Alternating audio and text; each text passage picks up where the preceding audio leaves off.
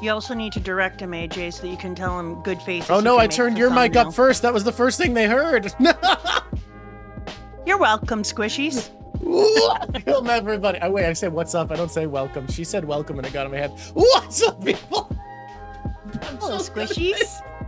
I'm so infamously good at this. What's up, homies? Oh, I forgot you dyed your hair blonde for your video essay. Yeah, not blonde, white. That's Very commitment. specifically, I dyed my hair white for the video essay. So sorry. I'm gonna I didn't go know right. AJ was Wait. Canadian. How did I not know that? That I'm Canadian? So sorry, Yeah. I don't know if yeah, I am indeed. Okay, we're going real live. So now. are we. I think I knew that, but you're on the West Coast, right? We're West Coast, Coasters, you're yeah. East Coast. Yes. All we're doing is crisscrossing Canada right now, tying it end to end. Beautiful. Hey, AJ, do you want to introduce yourself? Sure. My name is AJ, also known as Alexander, spelt very strangely. It's in the title. And I'm someone who is, well, I consider it recent, but it's probably not that recent. A recent One Piece content creator. I've been doing video essays on YouTube for 9 years now, almost, and have recently got into streaming and One Piece as well. And I've been in the anime manga sphere for a while, but haven't done many collaborations. So this is exciting, and thank you so much for having me on. And we kind of met on the Reverie, but I feel like that wasn't a proper formal meeting. So thank you so much. It's a strange way to meet anyone when you're like, it's very let's strange, get on the Reverie and meet up. We can't see, at least I can't. And sometimes it's broken. I'm gonna have to fix it. We can't see AJ's face, but we can see the devil thing in the background. Which is we beautiful. just see the devil flag. I realized. I don't know why it's like that. I'm gonna fix it. I am infamously really good at building UIs. Everybody knows that. There you go. Where the fuck? Where the fuck? Oh, right, because it needs to be. Oh boy! I'm so good. I'm so good at UI. Everybody. There we go. What's that about? Would you look at it? Well done. Beautiful. Wait, AJ, do you wanna do thumbnail face too, so that you can be in the thumbnail? Sure, but you have to direct me on that. Okay. I'm gonna have to go grab. I have to figure out what layer you're on in my UI. Everyone loves that part of this, by the way. Everyone's favorite part of stream is managing UI elements. That's what I've been told, anyways. I've been there. I'm there every week. We like to have really, really good locked? Technical difficulties every single time. I can big time relate. I've had that. The last few months have been a little unfortunate for me as well. Apparently, I think it just keeps people on their toes. Yeah. I'm gonna have to delete you and add you back in as a layer. What the fuck is happening here? I'm gonna be real. I don't know what my UI is doing anymore, so I might not be able to make your face bigger to get thumbnail face. Everybody loves this. This is the favorite. That's okay. I'm I don't need to be enjoying in the it. thumbnail. Every once in a while, one of the UI elements in Streamlabs literally becomes like an uninteractable anomalous object. I actually just deleted, in theory, what is putting your face on, and you're still here. So I'm not sure what's happening. Thank you, Tavion. Okay. I'm gonna try Wrath something. in chat is sharing a lot of emotes of my face, but those might be a little too pixely. I think it might be too small, but we can try. Okay. I call them Raves to Revenge. I know it's There we not go. correct, but it doesn't matter. Those are we lot of have your a bigger faces. one here, Good so for we can you, get Ray. screenshot. All right. Try to look try to look beleaguered. Let's try beleaguered. Let's see. Sorry. So, thesaurus. What's beleaguered mean? You know, like The way like he you've been says put it, no like, one knows. like put upon, like you've been put through a lot. Okay, Like so Drawk is okay. making you do a thumbnail. That's it. That's beleaguered. That's beleaguered energy. Let's does anyone have a great joke so that we can laugh? I've got a great joke. So we can get an authentic laugh. Hey, did you hear about the veterinarian who got arrested for his sick raptor? Yeah, it turns out it was an illegal pet. Oh God. I don't know why you think that is funny. It's terrible. a good I one. love bad jokes. I love bad jokes. I was just trying to stay beleaguered. That's why I didn't laugh. Sam Fisher and I are on the same wavelength. Let's try big smile. What's our biggest smile we can do? Oh, big smile? Mm-hmm. Dang. Okay. Chat, do you have suggestions? I just realized I don't know why I'm directing you. I usually rely on chat to direct me for how to do this. I was just gonna say, where do you get off? You can't. Yeah, I rely on them each week.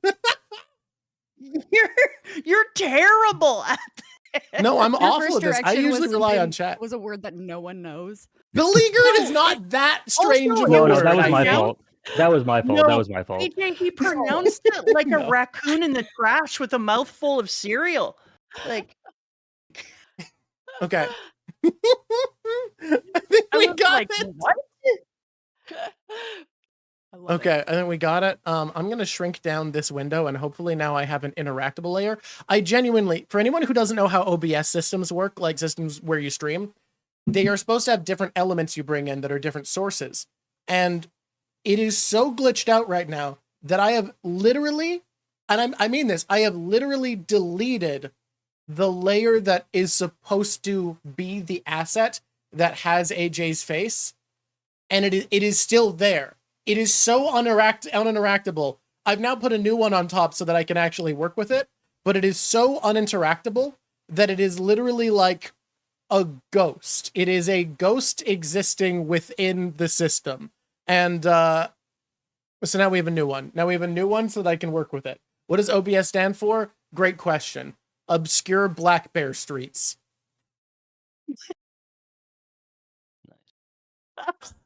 Freaking intro. Hey, thank you for the great intro. I'm so sorry. I'm gonna about go this. first before we do anything so else, sorry. and I'm gonna talk about the elements that AJ said that he would like on his tattoo for our for this particular stream. It is in stream updates. I know because if I don't know, no, it's not in stream updates. Am I gonna get beat up, Lav? No, Yep. you're not.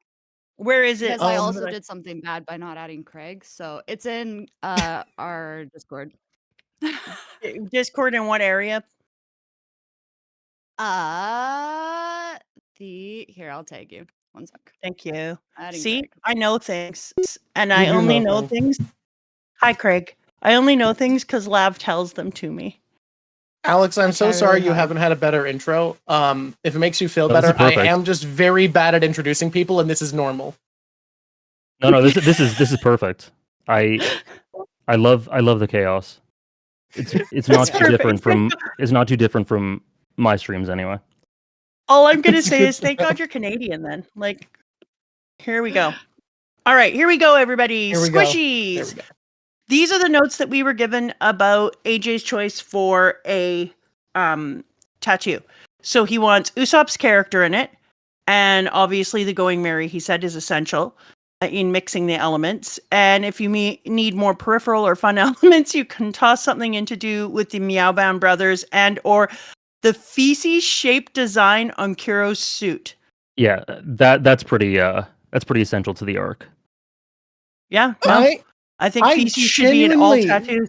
I genuinely think it's hilarious that Oda confirmed in an SBS that it is literally just pieces of shit on purpose. Like, that wasn't an accident. It wasn't meant to be some other decoration. It's like, no, that man actually just had shit on his jacket as a symbol on purpose. It's a really interesting juxtaposition because it goes against everything we think about him. So it makes you think. I don't know. Is Kudo deeper than we actually really think? You're gonna have to convince me of this, because on reread, I will say I have always thought of this as one of my least favorite sections of the manga. On reread, I think I like it better than Whiskey Peak, and that's about all I'm gonna say of it. Maybe I'll reread Whiskey Peak and like it. And Well, I was the joking issue is about that thing with Kudo, though, just to clarify. yeah, no. I got you. The issue I'm coming to, I think, is Kudo is most of what I don't like, but we'll get into that later. Should we do our goofy intro for the video? Should we do our goofy video intro? Yeah, let's just warn AJ first so we don't bombard him with our ridiculousness. Yeah. Oh yeah. We because always this can say- get cut out. We can just like tell. I forgot we can tell people things. Yeah, you can just say things and then cut them out. It's a new world, Drawk, so live deeply. So we always start these segments with, isn't this the arc where? And then we say weird things that it isn't the entire arc about, but we make it about that. So for instance, things like, isn't this the arc where the Liars Club is the main scene of it? Or Yeah. isn't this the arc where we chop down an entire forest with weird rings? So for Gotcha. instance, isn't this the arc where a man with a bad fungal infection and a Michael Jackson complex fights with the power of manifestation? Exactly. Wow. I don't know that I'll have anything super creative to say, but I can't wait to hear yours. Isn't this the arc where Luffy learns to take big naps by having large accidents? Isn't this the arc where someone gets injured by a gunshot for the only time outside of a flashback ever? Probably. Can I just say something? Is this like, I noticed the last time we were talking about the manga that you kept being like, that's a real piece of blood. I see a real piece of blood. Because you didn't read the manga No, originally. I didn't read the manga Did you not originally. know how much blood was in One Piece? I look, I knew there was blood in One Piece. And the anime is a lot more true to the manga these days. It's still a little bit less brutal, and they do silly things like Law doesn't flip people off anymore in the anime. Like they cut that out. The only manga Law gets to flip people off. This is a lot bloodier than I expected. I didn't know Usopp got shot, guys. My version of One Piece, because I watched the anime until Dressrosa, existed in a world where Usopp didn't get shot. And now I have to like rewrite all of One Piece with the knowledge that in his introductory arc, Usopp gets fucking shot. As I was reading it, and I thought, isn't this the one where everybody bleeds their own blood? I was like, I bet you anything Drawk is going to be shocked by the amount of blood coming out of everybody here. Nami gets cut, Usopp gets shot. This is actually like a surprising amount of Blood all over the blood in ground. the Straw Mary's Hats. laying in a pool of his own blood, and I was like, Drawk's going to be like, is that a pile of blood on the ground? Look, the pile of blood was in the anime. Was it? No, it probably wasn't. This early on, it wouldn't have been. God. Usopp did get completely beat up, yeah. Yeah, Usopp got beat up. He got hit in the head by a club. I honestly, that was the biggest takeaway from reading this from the manga. But also, isn't this the arc where Usopp accurately predicts tons of future events in the manga? I mean, that's a lot of One Piece. No, this is the arc. This is the true. arc. It is. And some things that are yet to be done as well, right? Like what was it, Oh, 56 God, million people waiting in the bush? I was like, that's going to happen, baby. We're going to have that happen. Do they have to be waiting in a bush, or can they just be waiting to ambush generally? Or does it just need to be that many people working for them? You can't have 56 million people in a bush, Drawk. Like, you just can't fit them. Raps Unless- Revenge. I'm going to get into this. Unless we have some sort of, like, egghead type thing going on there. I want to get started. Alex, we like to start this for the actual proper part that'll be on YouTube by asking you a couple questions. First of all, do you want to introduce yourself? Actually, we can just cut the introduction from earlier. Why not? You said, I think eloquently spoke. You want to do a new one? Exactly. You want to do a new? Okay. That's great. What? You can just keep that one. Yeah. The other thing is, we would like to start with, what's your favorite One Piece moment? If you have to think about throughout all One Piece, what comes to mind first for a favorite moment? Gear 5. That's so valid. Wano gave me my favorite moment with Roger's laugh, and then it got one upped very quickly with Gear 5. I love to see Roger's laugh first. Yeah, it's now my second because Gear 5 exists, but it was my favorite for a few dozen chapters until Gear 5 happened. Before that, it was probably a mix-up between the ringing of the bell in Skypiea, Bing Sake, and I Have My Crew. One of those. Genuinely, last week when the My Favorite Moment came up, my answer was also Gear 5, so I definitely can't judge you there. I think it just encapsulates what makes One Piece so special in the world of manga, is that it's a series about joy, and having the big transformation for Luffy be based on joy and freedom, everything about it just felt so good. Sure, and go ahead. And something that I had been thinking since I think Logtown, where they really go heavy on the narration in Logtown, and it really starts feeling like a bit of a story told retroactively, like a legend. That One Piece is sort of a legend, the story of Luffy. I felt like Gear 5 is kind of where he becomes the reason that his story started being told. Like kind of a crystallization of what he represents and what Nika represents in modern times. So I think it's something that, aside from just what it means for the character and what it means in terms of joy and hope, it felt like something that had been building within the structure of the presentation of the story as well, and that meant a lot to me as well. Oh, I think it's really interesting too, because I had predicted earlier that Luffy was going to be a god for a variety of reasons, because I wasn't allowed to move outside of the thing. But the thing that made me really concerned is that I was worried that Luffy was going to lose his integrity as the character that he become, as somebody who could bring that level of joy, and that there would be a seriousness to any upping years or changing that would take away from what gave him his essence and made us love him. And so when Gear 5 came out, I think it's my favorite moment if I really look at it. But it's my favorite moment, not just for that, but for the fact that he did it in a way that allowed us to even move more into Luffy's character and give us more joy and more happiness without taking away any of the things that are goofy or interesting or fun about Luffy. Like, I was so worried that it was going to become these weird, dark, serious moments every time we geared up. Yeah, I'm totally with you with that. I think, not to make this too much of a wano discussion, but what I really like about it is that I think a big part of why I find Kaido to be a really fascinating character is because he kind of tries to force himself, like to force the narrative of him being all the things that he envies people like Odin and Roger and Luffy are. And Luffy sort of achieves it. Luffy sort of achieves it by just as a byproduct of who he is, rather than really trying to be a hero or trying to be a legend or this personification of hope. Like, it's just a byproduct of the person he is. Can I just say that I love that observation, because independently, both of us have observed that he tries to force himself as Joy Boy. Like, he understands the myth of Joy Boy better than Luffy and wants to be that. And we've pointed out that he forces that. And Mama even used that to predict what was going to happen in the final bit of Wano, which was crazy. She just looked at the way he was reconstructing some sort of prophecy and basically predicted what would happen to Luffy. But we would talk about the fact that he's jealous of the deaths of Whitebeard and Roger and tries to recreate them. But somehow I've never managed to draw the connection between those points, that there's a complex Kaido has, that he's so strong that he sees himself as needing to have a greater purpose. Otherwise, why would he be so strong?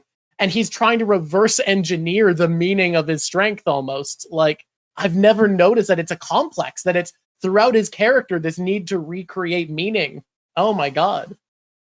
Yeah, like, you just can look at the way that he tries to force this beautiful death that'll impart this legacy that he really wants the world to think of him as. Like, I want to die beautifully and in this epic way so that everyone thinks of me as how I want everyone to think of me. Whereas you look at Luffy facing death and he just smiles in Logtown, right? He doesn't force anything. He just looks back on his life and goes, he's just him. I have no regrets, and if it ends here, it ends here. It's he all doesn't natural. beg or whimper either. Yeah, exactly. It's really interesting because I met a monk recently who said something identically to this. He came to our class. Okay. Yeah, he came to my class to talk to the kids and to work through what it meant to be in a present moment and teach them how to unpack complicated questions in monkhood about meditation and other things, living a good life in philosophy. And so one of the things that he said really stuck with me when you, and once again, when you said the thing about Kaido trying to live the best life and have the greatest death, etc., he had told the kids, one of the most interesting things is that amazing things do happen to you when you become a really good person who's very giving of your time and your energy. If you're looking for those things to happen, then that isn't giving anymore. And so you pull away from the ability to ever achieve it.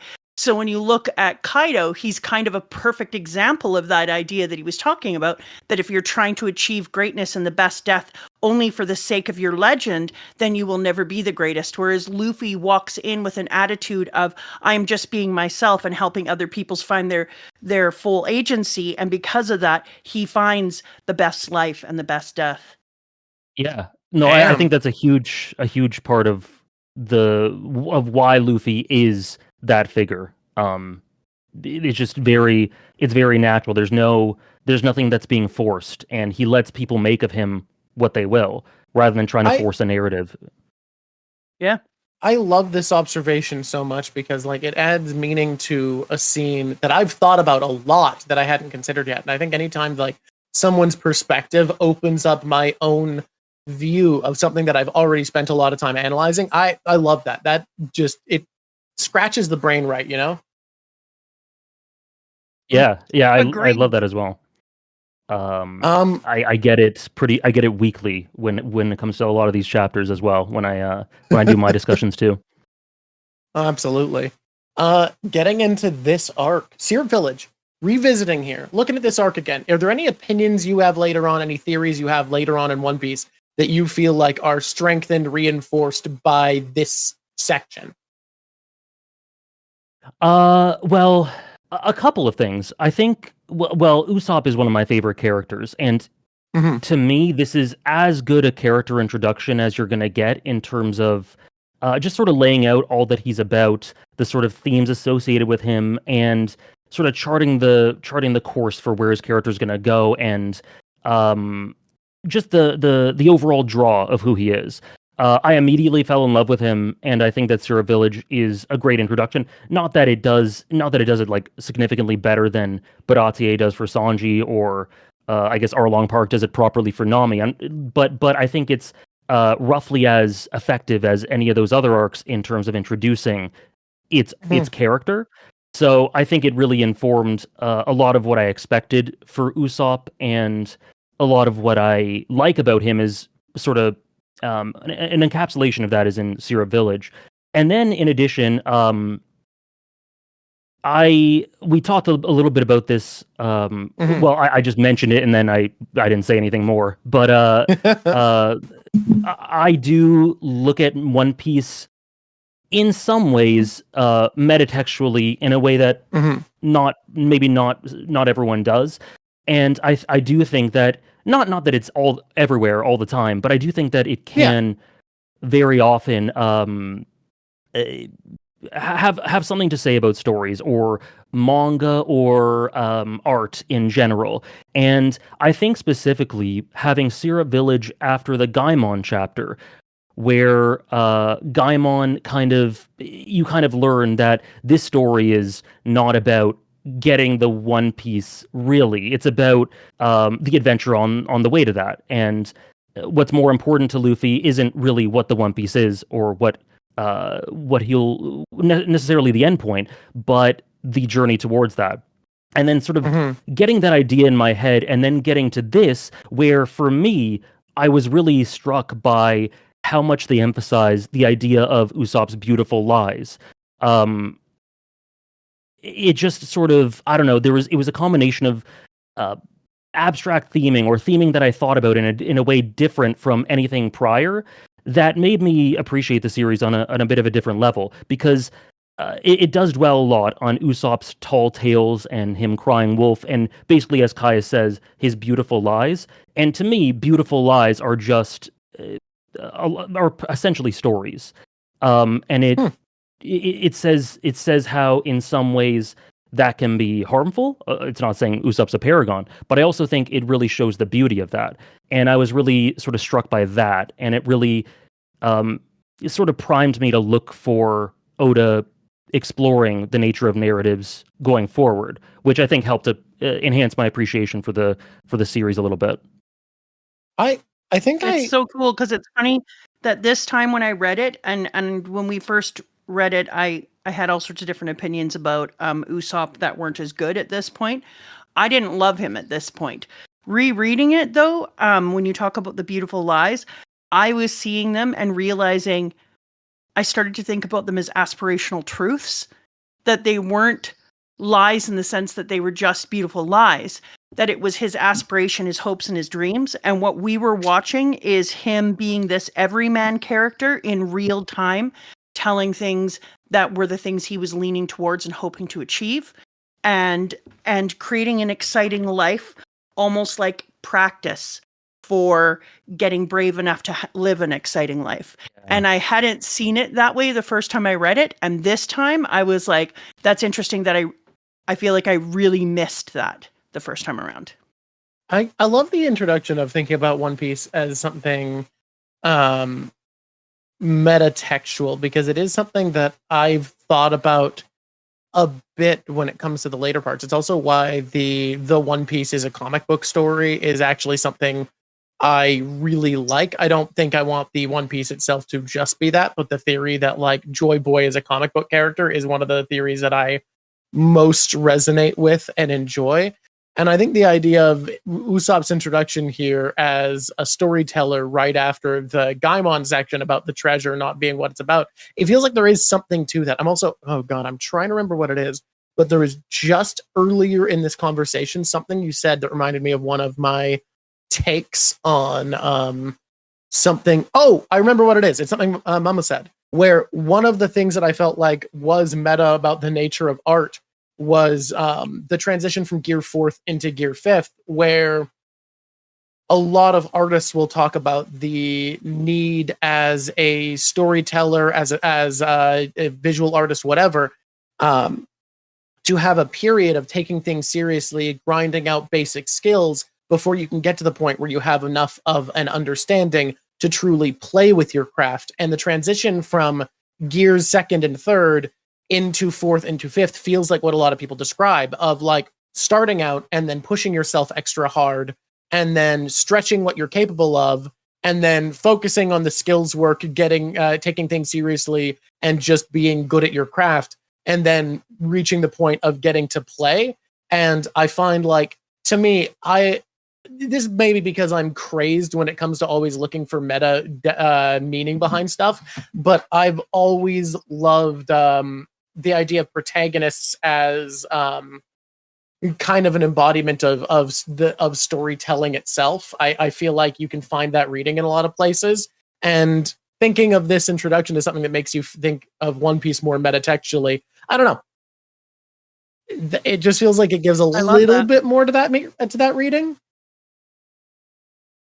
Yeah, I think so for sure. I think the very fact that we talk about Usopp introducing this idea of beautiful lies, and I also want to talk about the idea of them being aspirational truths as well. But with the fact that we talk about that and then can immediately connect it to Gear 5, and the way that Luffy sort of evokes all of those ideas in Wano. And I've also had conversations with people in the past. I was on a podcast with King Recon, who explained how the design for Gear 5 is very referential to very early Disney cartoons, and a sort of love letter to that sort of thing, and all of the themes and ideas that is associated with the zaniness of that. I think it's very cohesive. I think there's a really common thread that somehow across decades, Oda is able to pretty coherently refer back to in a way that I find effective. And then with the idea of aspirational truth, I really love that. That's something that I have thought about occasionally, but haven't really explored or really talked about much. But I love that idea specifically because I think I'm going to do this, or I want to do this, is a big part of why I do love Usopp. I think one of the reasons I like him so much and why he stands apart from me is because he is that everyman, because he isn't really quote unquote special in anything that is tangible, in the way that he's got a lot of intangibles, but Zoro and Sanji and Luffy and Nami, they all have very clear strengths and goals that you can sort of that feel that feel, like I said, tangible. And where Usopp's is very abstract. it's I want to be a brave warrior of the sea. It's becoming brave, and it's like, what are the requirements for that? Is that something you determine? When do you become brave? What's the threshold for that? So I think a lot of those things are established in Syrup Village, and it really made me interested because it's very different for his character and very sort of vague and human. Well, I just I agree, and I was realized going to something. say, Do you are you okay if I don't want to lose this thought? Are you going to be able to hold what you have? let me make a note. Okay, I will let you make a Yep. note. Okay. What you said there, I just kind of connected something. When we're talking about Usopp the Everyman, I had this realization where you were like, he doesn't have these tangible skills, but I think I've realized something. I think Oda does give him a lot of tangible skills, but to keep that everyman energy, he makes Usopp good at everything that isn't immediately a solution to a problem they're facing. It isn't especially helpful, isn't seen as like the thing they need to have. Is being unafraid of bugs going to save the day? No, but Usopp isn't afraid of bugs while Sanji is. Is being able to paint the Jolly Roger going to save the day? No, but Usopp's able to make their flag when no one else is. So there's all these places where Oda's finding places to be like, no, he's really skilled and pointing out things he can do. And I think Oda is very eager to point out when he can do stuff, but I think he does it in such a clever way because to make him feel like this audience surrogate, this everyman, everybody reading has skills. Everybody reading has some talent, some place they exceed, and they've probably been in a lot of situations where those have felt irrelevant. So I think it's this interesting thing to give us moments to root for him and be excited for him. He's given all these moments where people point out him doing good at stuff, like the snow sculptures outside of Drum Island, or even here when the villagers are like, wow, he's fast. And being a fast runner isn't the thing that saves the day in One Piece. Like that doesn't let you win fights, but they do focus on, oh, he's so fast. And I think like Oda does everything he can to give Usopp all of these moments of like win, while keeping it not being the one who has the skills to be the big man up front solving problems. Yeah, I enjoy that totally with AJ, that. you Yeah. liked him at this point that much because of that. Like I like that you came in here just liking him. I don't know because I didn't read it with everyone. Did everyone else like Usopp in the beginning? I did. I know a lot of people who didn't though. When I was going through it for the first time, I was kind of I was streaming my reactions to it, and I remember just saying, I really like this guy. He might be maybe not my favorite, but he's like really close to it. He's really high up there, and it was something that people said was a really good opinion, or like, yeah, you're so real for that. But it was something they said retroactively. It wasn't something that they said they didn't feel it at the moment. Is what I got from a lot of people. Because when I was reading this again, and I told you that I started to see it as less of lies and more of aspirational truth, I started to think about how we get to see that later on when he's in the battle with Sugar, and Sugar forces people to be stuck in a story forever. And so the story is a thing that traps him, and he fights against a person who traps people in a story. And I realized that they put Usopp, who's named after Aesop in the fables, Aesop who came somewhere around BCE and who was apparently an outsider in their own society at the time. It's interesting that with Usopp, he uses his stories and his lies almost as a shield for the innocent, or to manifest hope or bravery. And he understands that a story should be the thing that, instead of trapping you, inspires you to live a big and good life. And that Sugar was the exact opposite of his character, even though they both dealt in stories, because Sugar trapped you in a story forever and never allowed you to move forward. Whereas the point of Usopp is to dream and think big and use stories as medicine for different situations, for the hope that you're going to live a bigger life because of them.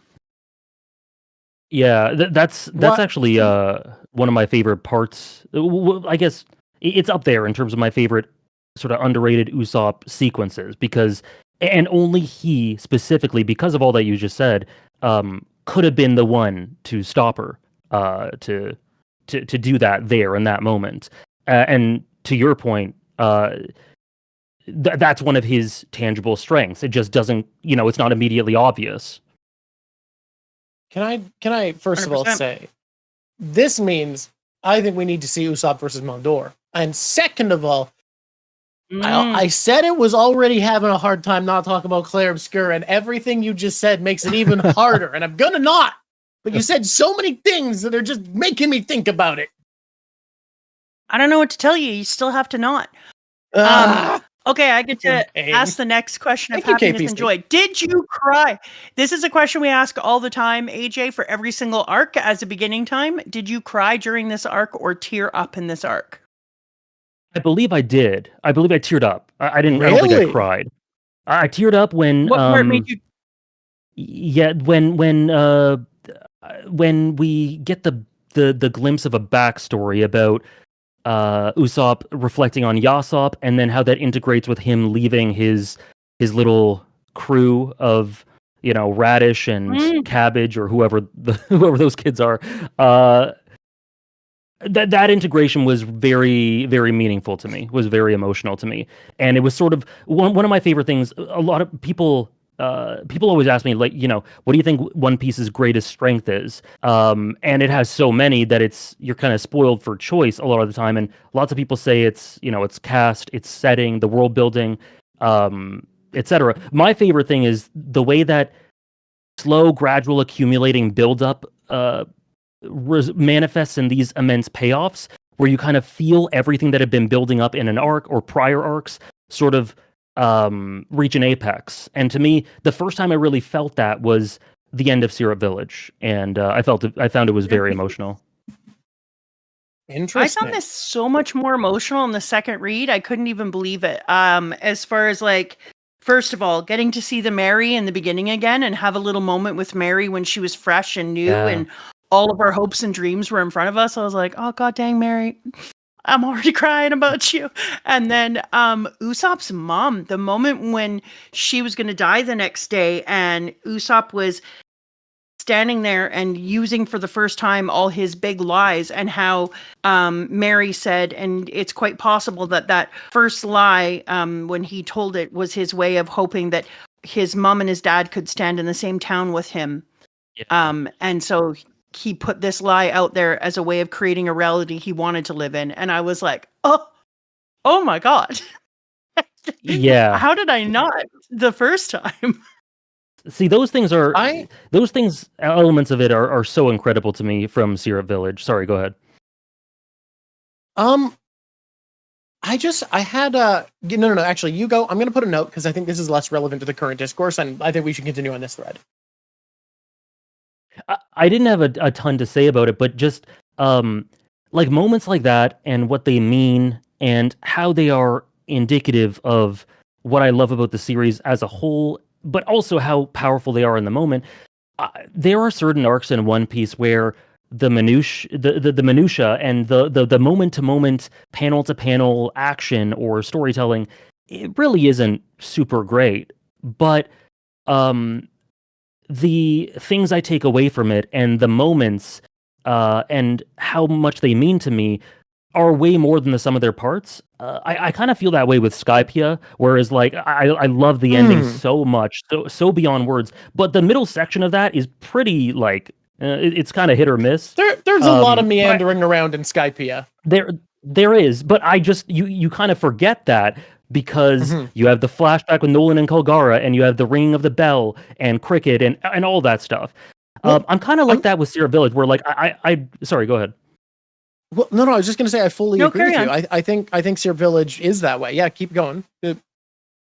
Yeah, I'm like that a lot of the time with Syrup Village. Like, I don't know, the Meow Band brothers, they're not going to be breaking any top antagonist lists anytime. I do find Django hilarious, but like, the bulk of Syrup Village, outside of the getting to know Usopp sort of and how that accumulates, is really not all that captivating to me. But it's the way that it all comes to a head in the end, and the feelings I'm left with. And I do think Captain Kudo I have a funny relationship with, because he did kind of, for some reason, he's the most obvious villain in the world, but for some reason I thought he might have been my community never lets me forget it, but I thought he might have been an okay guy. I don't know why. But he fooled me.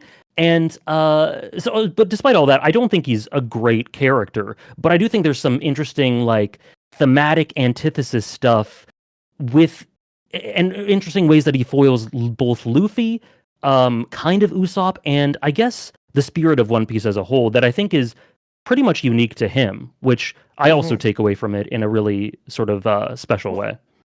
Something that I was thinking of earlier when you're speaking of a foil is I feel like the better use of a character to foil Luffy by being a schemer, because whenever people are like, oh, in One Piece, this character is going to have been secretly, that's not what One Piece is about. One Piece constantly wants to celebrate that the way to achieve something is by being brash and forwards and honest with your dreams, that the people who scheme and hide what they're doing accomplish less because they don't have the belief in themselves, the belief in what they're doing. Like, literally, willpower is the source of power in this series. So at every opportunity, you are rewarded for being forward with your plans and your dreams. And I think Crocodile was our first great example of a foil for that with Luffy. But I hadn't really thought of how well Kuro does work as a foil for Usopp, because Usopp is a character who lies constantly, but he's unwilling to lie about the thing that matters to him, about his dream, his objective, what he values. That's the part he won't lie about. Whereas Kuro, his entire goal here is to lie both to his enemies and to his own crew about what his motivation is, what he cares about, what he values, what he wants, what he's going to do.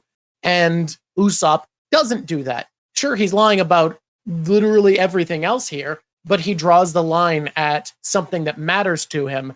And I think that is meant to highlight that, like, yeah, it is the wrong move to make in this world. This is a series that will punish you for being subversive with your goals, with what you care about, for I almost said the colloquialism. I'm just gonna say not putting your cards on the table. But there's another little caveat of a juxtaposition where his goal is to live an ordinary life in an extraordinary way. He wants to live rich and have an ordinary life and not be chased anymore. Whereas Usopp's goal is to have an extraordinary life, and he doesn't care about riches or anything. He just sees that he wants to have the kind of life his dad did, with a pirate crew, with people who matter, with a family, with people he can call his own. Opposite of Kiddo, who's like, I'm happy to live alone. I want to live rich. I don't want to be chased. I don't want to be in the middle of adventures anymore. I want to have a very ordinary existence now, and have the money to give myself peace away from everybody. Yeah, I think that's the thing I take away from him the most. That was a great point about the way him and Usopp's lies kind of juxtapose one another.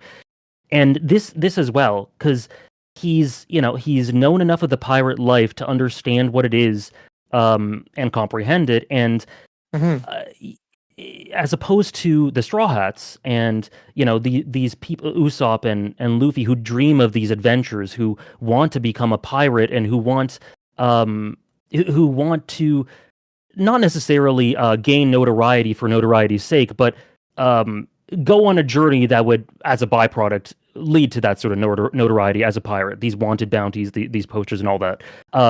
Kuro just kind of wants to, like you said, live extraordinary, but with an ordinary life, and he wouldn't mind just fading away into obscurity in terms of the face of the world, in terms of what the world knows, in terms of pirate folklore. He doesn't want it.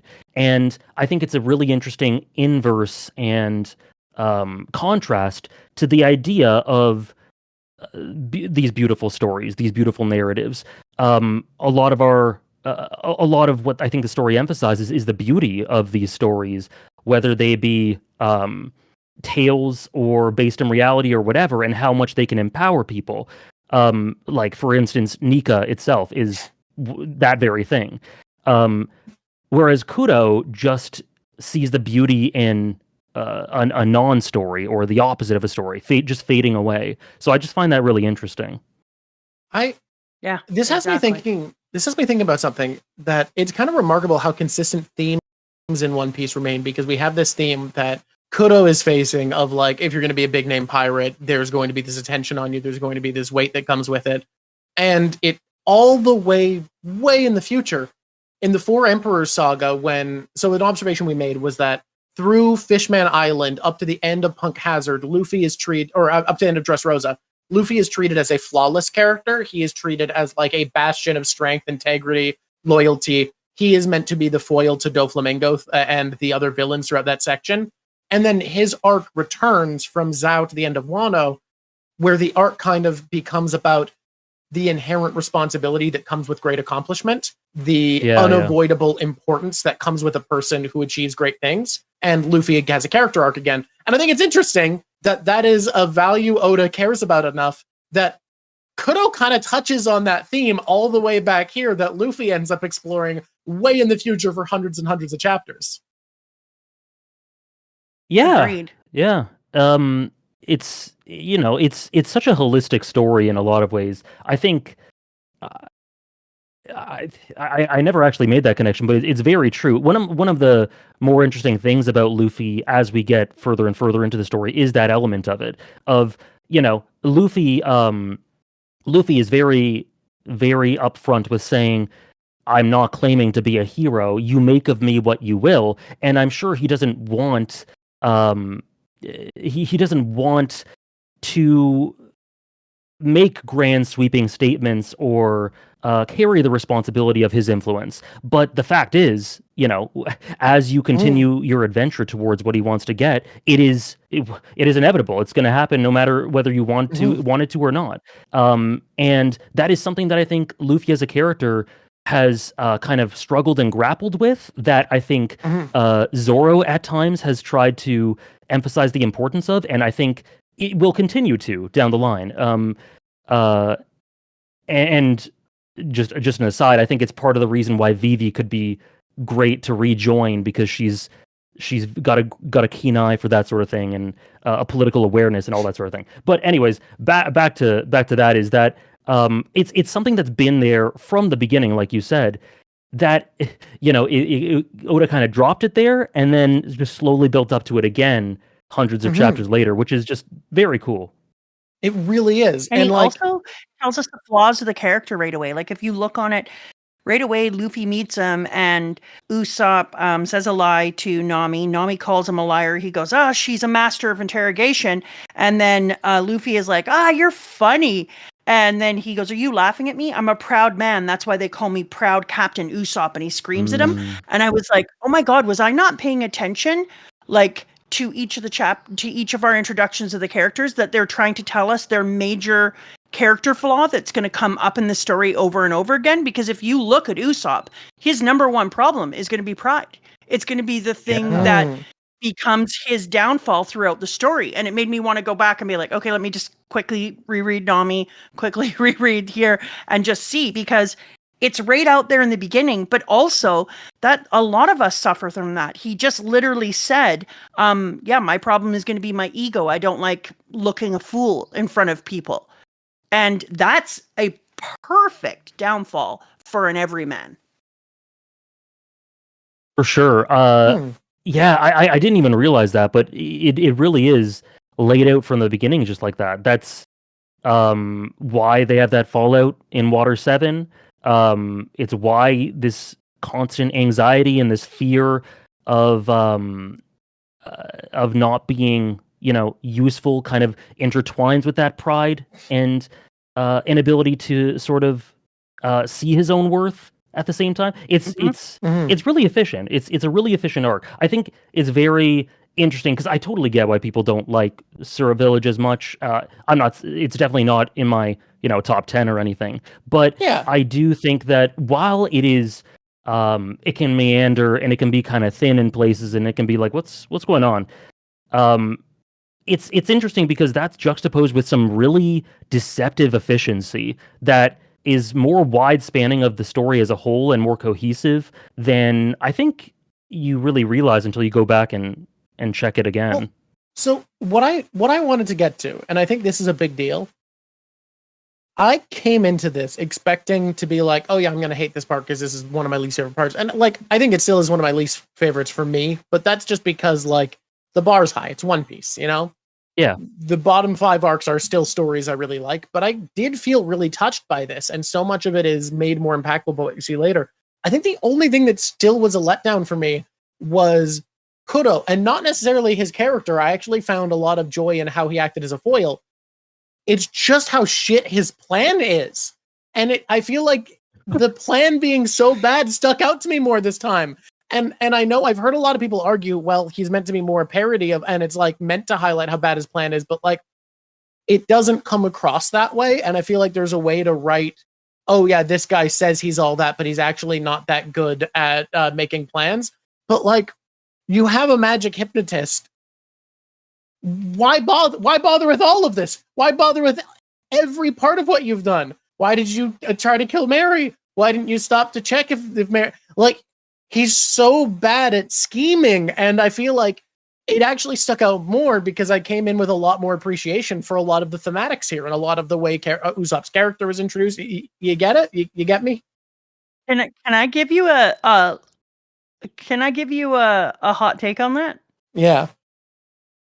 Because I had a similar thought, and then I realized, why would you want to get out of piracy like if you were doing pretty well? Well, what if you just weren't that freaking smart? What if you just weren't that great and it took everything out of you to make plans and to come up with ways to do things and to stay one step ahead of the government because you're just not that freaking good and you know it and you're working your ass off. And so you're trying your ass off to get out of it because you suck and it's taking everything you have and it's draining of you. So it's almost like he's in the wrong damn job. He's just not capable of this level of duplicity. And Man should have been an accountant. The best he was ever at his job was when he took on a completely new role and just was able to let all that go and just manage a house. Okay. Can I just say, having read this for the first time because I watched originally, I thought the flashback where he manipulated Morgan's into thinking that Morgan had caught him and everything was awesome. That scene was fucking radical. But I think it exhausted him. I think dude sat down afterwards and was like, holy shit, I am so exhausted. Like, I really do. Because I think it's almost like Oda keeps bringing up these ideas of like, we all have different jobs and some of us hate our job and some of us like our job. And I just think this dude is crap at being a pirate. AJ, what's your thought? Well, I was going to say something very similar, and you put it way better than I could have. It's that. It's as well as that. I just think. I guess it all comes down to incompetence. I do just think he's incompetent and just disillusioned. And I don't know, when you're, even if you, speaking, I mean, I'm sure you guys know what I mean, but like if you're, even if you try really hard at something you just don't like, and you have to, but you have to get an end result with it. A lot of the times you're just going to be really bad at it. And I just think it's a mix of that. I think he can be quite an indolent character, in terms of, being a bit lazy, being a bit, pompous, and just expecting people to be dumber than they are, and sort of putting himself above others.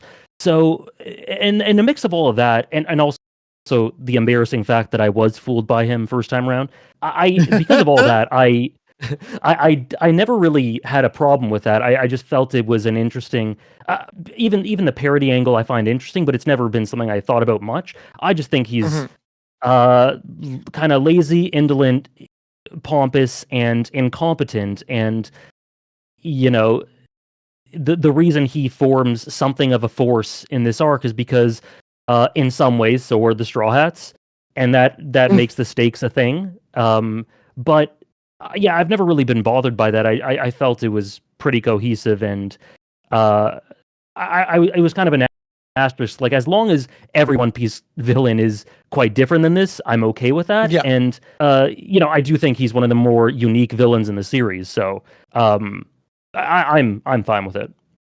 I will grant you that. I always tell my husband that he thinks people are way stupider than they are. Like, if he's giving hints and tips and tricks for something, and he's like, well, I'll give you a hint, and I'm like, don't, your hints are ridiculous, like you think people are so dumb. And so it kind of reminds me of that. For me, I could not stand the beach fight. As I was reading the beach fight for the second time, I was like, because I know that people who didn't read the manga and watched the anime always talk about Skypiea and the circle dude and how long that fight lasted for, and how apparently it was just a never-ending story of circle dude and Skypiea. Circle dude. And when you're Great reading Sonya. it, yeah, you know that I rename everyone. You should just get over it. Luffy and I are the same in this manner. I wasn't. But Look, who's gonna remember the name Satori? Circle dude is a perfectly fine name for the man. knows what I mean. But in this one, I was like, this. I didn't find that in Skypiea. I felt like it was perfectly fine. But I found that this fight on the beach, I was like, I'm so done with you. Just die. And I did get that they were trying to show us some new things that Luffy was using and learning, and it was kind of like watching a montage of learning to fight. But I was like, I'm done. I'm just done with this fight. Out. I liked the beach fight just fine. I thought it was, I don't know. I liked it better than a lot of the action in Orangetown. I felt like Orangetown, Oda still hadn't realized how to make fights that don't just feel like the choreography boils down to, and then the guy wins. Which, my biggest One Piece complaint, and people will hate me for this, so many people disagree. I feel like way too many of Zoro's fights end by, you could sum it up as, and then he wins. Like, a lot of the characters, there will be some strategy, there will be some revelation, there will be some character moment, and it does feel like a lot of the time Zoro gets, and then he wins. And it did feel like, as at least here, was Oda learning how to use moving parts and different abilities, and like keep track of status of things so that you have like bookmarks in your head of how it's progressing. Like, oh, okay, Luffy is everyone's hypnotized, Luffy's hypnotized, Luffy's asleep now. Zoro got his, the Nyabon brothers showed up, Zoro got his sword stolen. Like, there's all these moments of the status quo changing. Whereas I felt like in Orangetown, his first attempt to draw a longer fight, we just kind of got, they're fighting, and Zoro wins now. Yeah, AJ, do you have thoughts about Beach? Not many. Well, I guess in terms of the, I'm a little bit of an outlier in that I actually, the actual mechanics and power systems, if you want to call it that, and all the dynamics of the fights and choreography, that is actually one of the things I pay attention to and care about the least in One Piece. I mean, I think that's really common with One Piece YouTubers. I think there's a lot of the fan base that loves that stuff, but I think with people who make observational content, that's pretty common. Okay. So what I tend to realize is that like 80% of fights, I'm generally having a good time in One Piece. I'm just like, yep, this is cool. And what I'm really looking for is the bits of dialogue in between them that, you know, lend some insight on the characterization or the dynamics or something. And like 10% of them, I'm like, holy, like the really special stuff, I'm like, holy shit, this is awesome. And 10% of it is just like, okay, this is dragging. I don't really like this. The beach one, I was just like, yeah, okay. It's not very interesting, so I'm down to get to the next part, but it is what it is, and that's fine. So yeah, and that's how, like I said, that's how I feel for pretty significant stretches of Sierra Village, considering how much I do really like it. But yeah. I think you've hit the nail on the head there. That like, what's interesting is a lot of Oda's best writing and action. I'm a huge action fan. I still think it's not the most impressive part of One Piece, but it's also not the most action based manga around. Yeah. But a lot of the best fights in One Piece are because Oda has ways of having the dynamics of the fight feel like they influence or are influenced by character. And I think early on like this, that part of it doesn't feel especially relevant. The closest we get is Luffy being like, of course I'm strong enough to pick up a rock because I want to be a pirate. And like, I feel it's like tangential at best. Like, yeah, I trained because I want to be, well, okay, but you could train without, well, fine, whatever. Like, it feels like we're not at that element yet where we have character driven combat that One Piece is kind of more known for by the later part. Yeah, I really didn't like this fight. I didn't like it in the beginning. I didn't like it now. It was funny because some fights that people talk about, I'm like, oh, I thought that was pretty cool. I liked mostly because of the snappy dialogue or what moves through it, or Luffy or somebody else learning something new about themselves. And you'd think that I would like it because of this, because Luffy's using a bunch of things that he didn't use before. So is Zoro. There's a lot of like new moments for Zoro learning. And yet I was just like, and I hated the Meow Brothers. You hate the Meow Band brothers, but they're the Meow Band brothers. Yeah, I wanted to just spray them and be like, bad kitty, get back on the boat. But they're the Meow Band brothers. No, psst, psst, bad. You're so mean Yeah, to the Meow but Band But it was brothers. funny because I realized that was the only part of Syrup Village I actually didn't like. And when I reread this, knowing what I know, and I saw things like, there was a part where Usopp said, I saw a legendary mole enter this estate and I'm trying to capture him. He said that to, he said that when he came there and they were like, what are you doing here? Blah, blah, blah. And I was like, oh my God, he did see a legendary mole come into the state and he is going to try and capture him. And I started to look at all those little things that he said and thought like, how ridiculously clever that these things are happening right now. And I didn't realize it because we didn't know this guy was a mole who turned out to be a bad person yet, or all the other little things. So freaking Oda is out Also, here later throwing on, down he does breadcrumbs. fight an evil mole lady. Yes. Yes, yes. And so there was two things going on in there, and I was like, Oda, you were legending hard in here. And I loved a bunch of the elements I didn't think I was gonna like at all. And the way he set up Nolan the Liar in this one was really cool. What I didn't notice anything Really about cool. Nolan. Oh, dude, yeah. Hit me up. Yeah, Where what are we talking about? Just the way that by having Usopp in here having to defend himself as being a liar, even in the areas where he's telling the truth, like there's that whole legend of thing and how he's doing this, and we know he keeps doing it, and therefore he is a liar in some respects.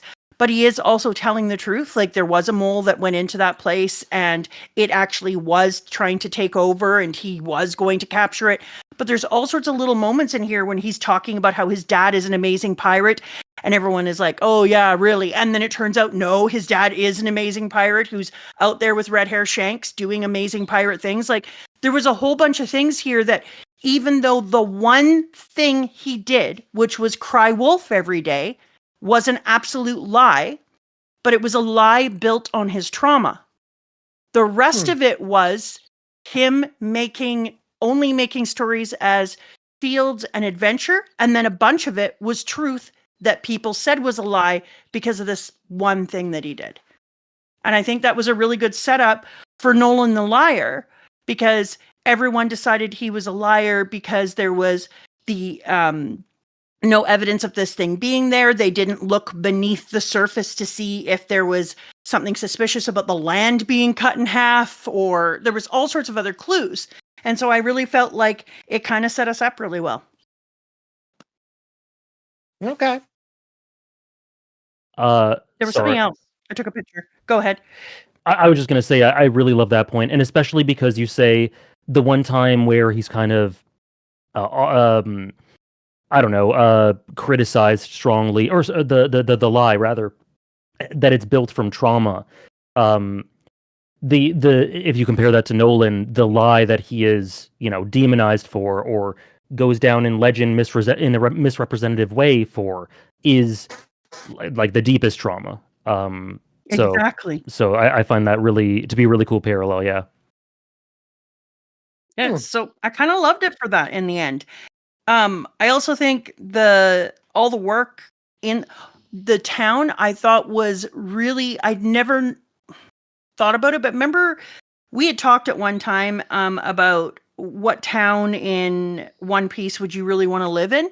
And if we're going to be honest, everyone should have picked Syrup Village because no. It's a storybook town. It is when you start very to look storybook. through, when you start to look through Syrup Village under the eyes of being a storybook town, you'll notice that it has beautiful beaches with slow rolling hills that even old people could walk down to, that it has little brooks, rolling hills, pastures, places to grow food.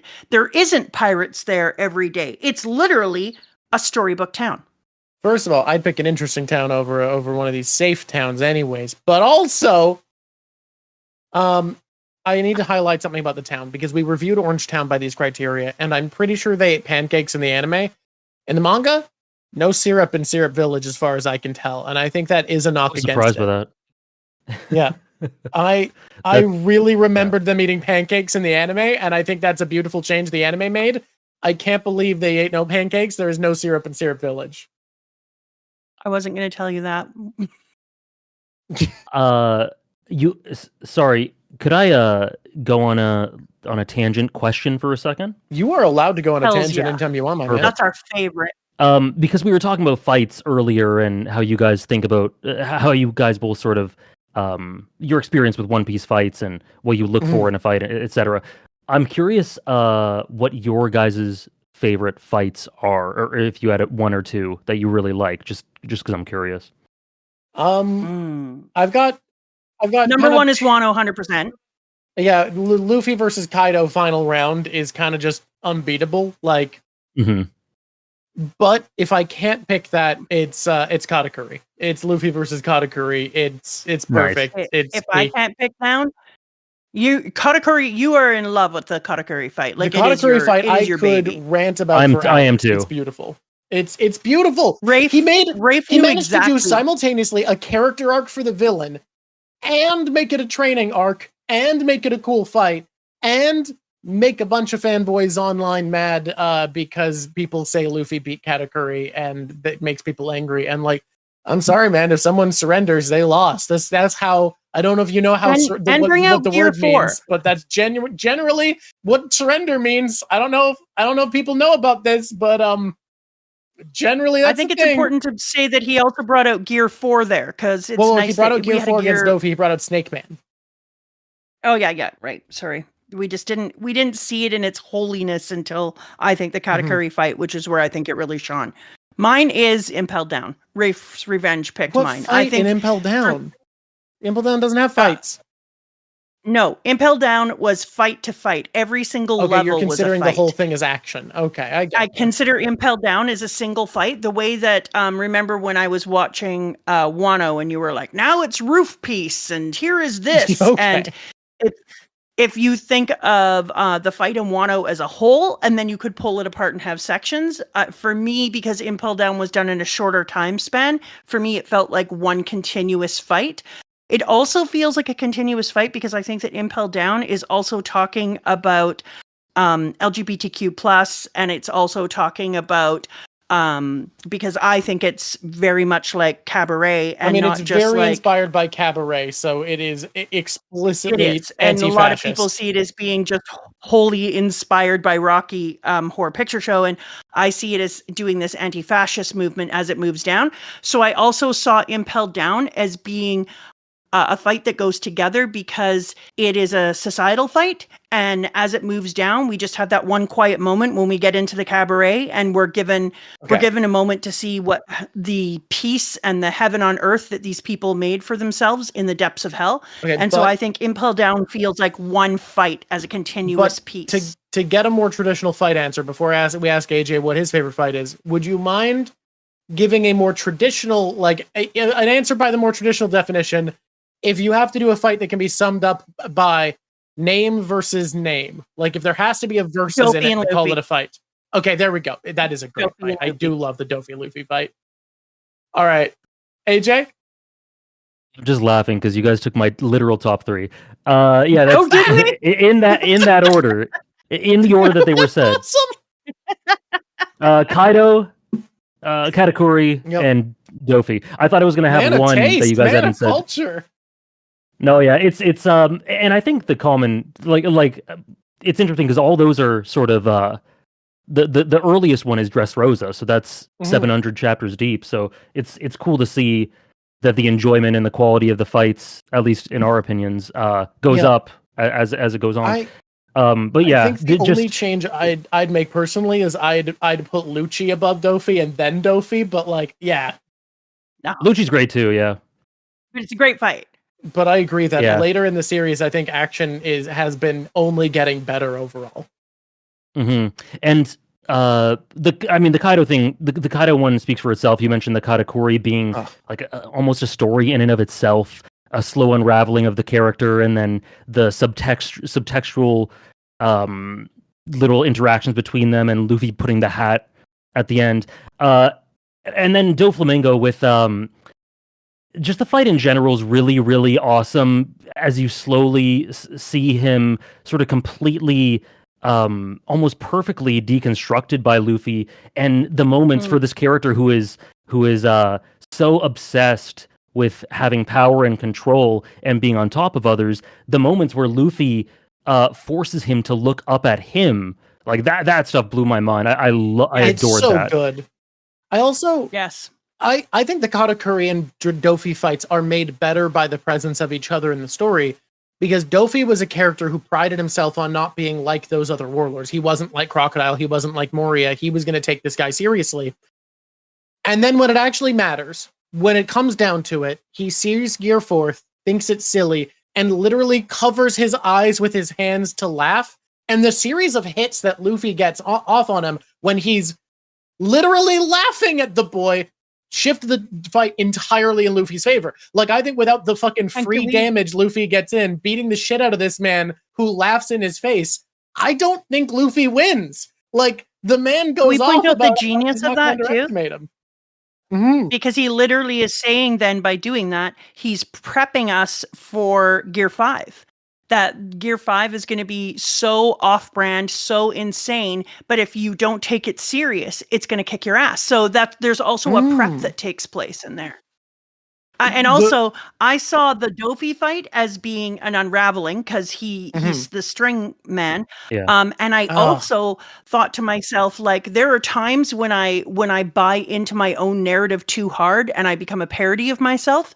And I see that Dofi had become such a parody of himself that he was his own puppet master. And when Dofi falls on the ground, I see it as Luffy cutting his strings to his own puppet mastery, and he's forced to look up at Luffy. And now he is a puppet master without a puppet. There's something a lot of people don't notice that I might be reading into it, but a lot of people don't notice it. There is onomatopoeia for when Dofi gets back up after the first round with Gear 4th Luffy. He's gets the onomatopoeia for teetering, and it's also used, if I'm not mistaken, in flashback scenes where we see Dofi manipulate and mind control someone. My reading of that moment has always been that he got beaten so badly he can't move his own body and has literally become a puppet of his own machinations and is using the string fruit to animate his own body and keep moving, because he's given that teeter animation and his fingers are twitching at the end there. So I actually see that as him becoming fully a puppet of his own machinations. The reason I mentioned, because I didn't finish the thought, that I think the fights are strengthened by each other is because Katakuri, I think, is us being shown what happens when someone at around Dofi's level, probably a little above, but comparable level to Dofi, actually follows through on what Dofi said and takes Luffy seriously. What happens when someone actually considers him worthwhile? And what I love about it is the answer doesn't end up being, oh, you win. It ends up being, instead of losing the fight because he beats you up, you lose the fight because he convinces you. Because if you take Luffy seriously, you take what he represents seriously. You actually listen to what it means, the vibes he's putting out, the drive behind him.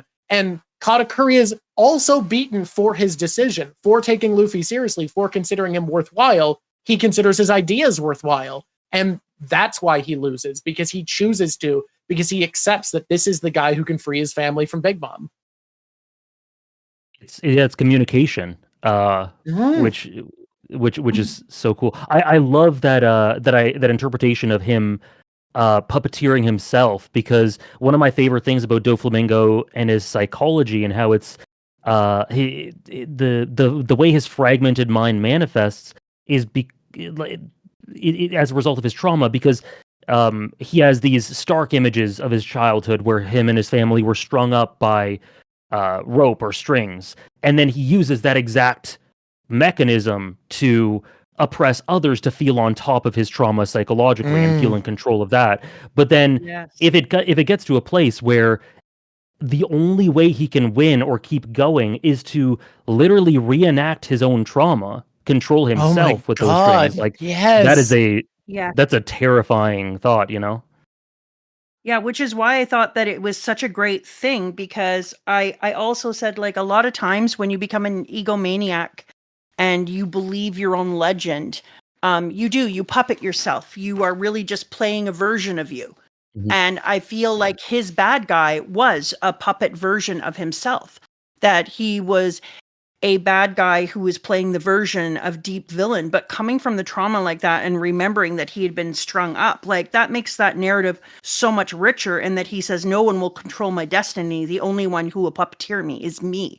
And I will use that same trick against you, which is why I found that his downfall felt like he had been cut loose from that and he no longer got to puppet his own future. He was now in Luffy's control. So I want to say, I think there's also something cool to the end of the fight, because if we're interpreting the strings as how he views his trauma, where it goes from using his trauma to oppress and cage in others and inflict it back upon him, to basically being controlled by his trauma as the embodiment at the end, the final use of awakening is the furtherance of that, where he has become so consumed by his trauma that all the world, everything, his kingdom, all of it is just this cascading fallout of his issues, that all he sees around him is the impact of his trauma. So that being the first time we see awakening really fits. And I kind of wonder if we go through some of the other better fights in the series, if we think about what could embody the psychological complex of the characters, if we'd see similar things, because I think we would. I think we could see, I mean, you see it obviously through Katakuri, through his pursuit of perfection, but we also see Lucci's psychopathy as a complex, tying into all of the mentions over and over again about how a carnivorous Zoan makes you more aggressive, more bloodthirsty. I don't know. I think we could probably find a lot of that. I've never really thought about how much Dofi's strings embody and represent his trauma before. I think that's really cool.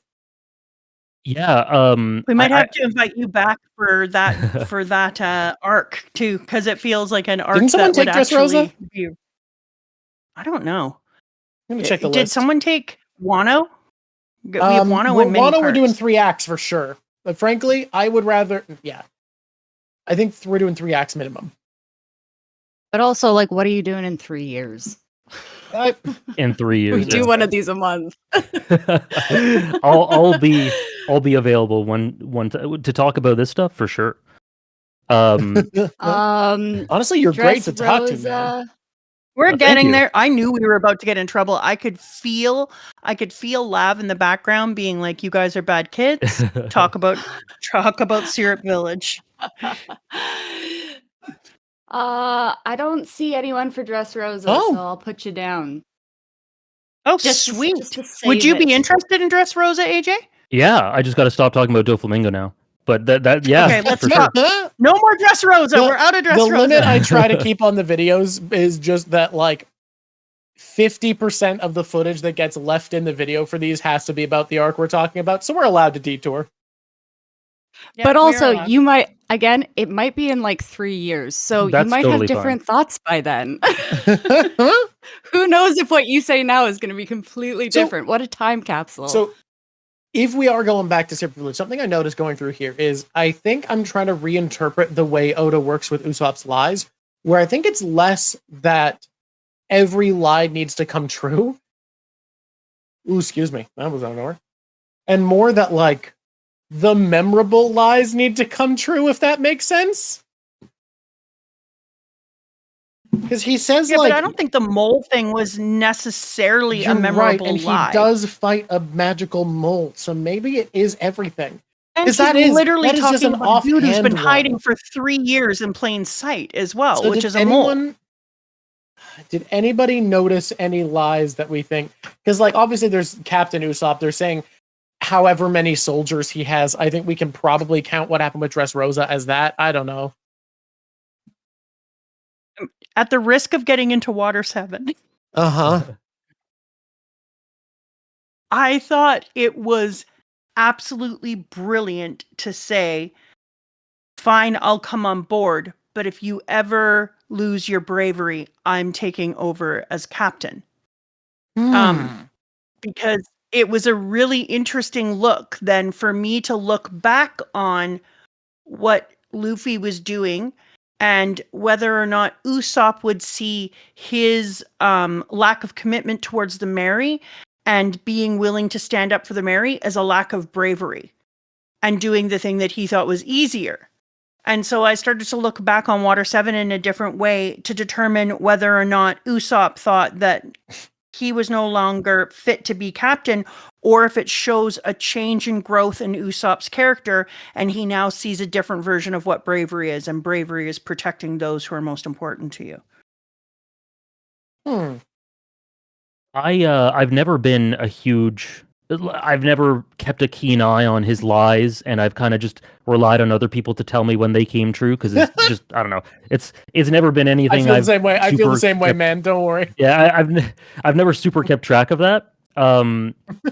But because we were just talking about just mentioned his bravery again. Someone in chat, NK, has just said that Usopp says that Usopp mentions in Sierra Village that he is a brave warrior of the sea, and that they don't know if that's him lying or if it's Oda setting up the fact that he's always been a brave warrior of the sea. What I think about that is it's a really interesting thing, and it's one of the things I love most about Usopp is that I don't think the idea has ever been that Usopp is incapable of being a brave warrior of the sea in moments. I think he is always capable of bravery and has been since the very beginning. I just think it's what he internalizes as bravery is the frequency at which he's able to do that, and how often he's able to, rise up to the occasion in a way that he would consider brave. Because, maybe he comes up to a situation that 9 times out of 10 in in East Blue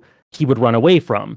And then maybe by post time skip, 6 times out of 10 he'll run away from it. And then I think it's more so it's not the fact that he's incapable of doing that. I think he's always been capable. I just think it's mustering up the courage to be able to do it more consistently. Because then we get to a point where it's like, if he becomes a brave warrior of the sea, or if he was never a brave warrior of the sea and there's a moment where he becomes one, tied to that could be an implication that he stops being a coward. And I never want Usopp to stop being a coward. That's integral to who he is. So anyway, I just think that's a really cool observation. And then that's how I sort of interpret it. Yeah, I love that. And I like it strengthens that for you when they do a flashback on Usopp and he says, he says, I want to keep dreaming. I'm the son of the pirate. Because it's kind of like those dreams. Sometimes he has the strength to see a few of them through. Sometimes he doesn't have the strength to see as many of them through, and that he's trying to be brave. He's trying to be the son of a pirate, but every once in a while it's too much for him. Because we made the same thing where I said to Drawk, you'll notice like he's running away way less often. Like when we see him in Arlong Park and he takes off and he gets hit and the ketchup packets break open and then he's like, oh, I was completely murdered and blah, blah, blah. But he thinks he's going to take off. And then he grabs his courage and his bravery and decides, no, if I'm a brave pirate and I want to keep dreaming as a pirate, I have to run back towards this fight again. And then, but he runs quite far away first. And then over time we see him not running away as far, maybe like hiding behind something for a minute before he gets the courage and then coming into it. So yeah, I completely agree that, and it's a very intentional trajectory. And I think it's really special because it, unlike everyone else who's just like super, super awesome, full tilt, and they just level up, he actually has to change his personality the most. He has to fight against his instincts to run away and be cowardly. And he has to, so that actually makes him the bravest out of everyone. Everyone else doesn't find it as difficult to fight as he does. He does, and he does it anyway. For me, I've always liked the take that it has to be a self-definition, that by most people's counts in the world who have met him, they would consider him brave warrior of the sea. And it is going to come down to a moment where either he feels like he's earned it, or he feels like people whose judgment he respects think that.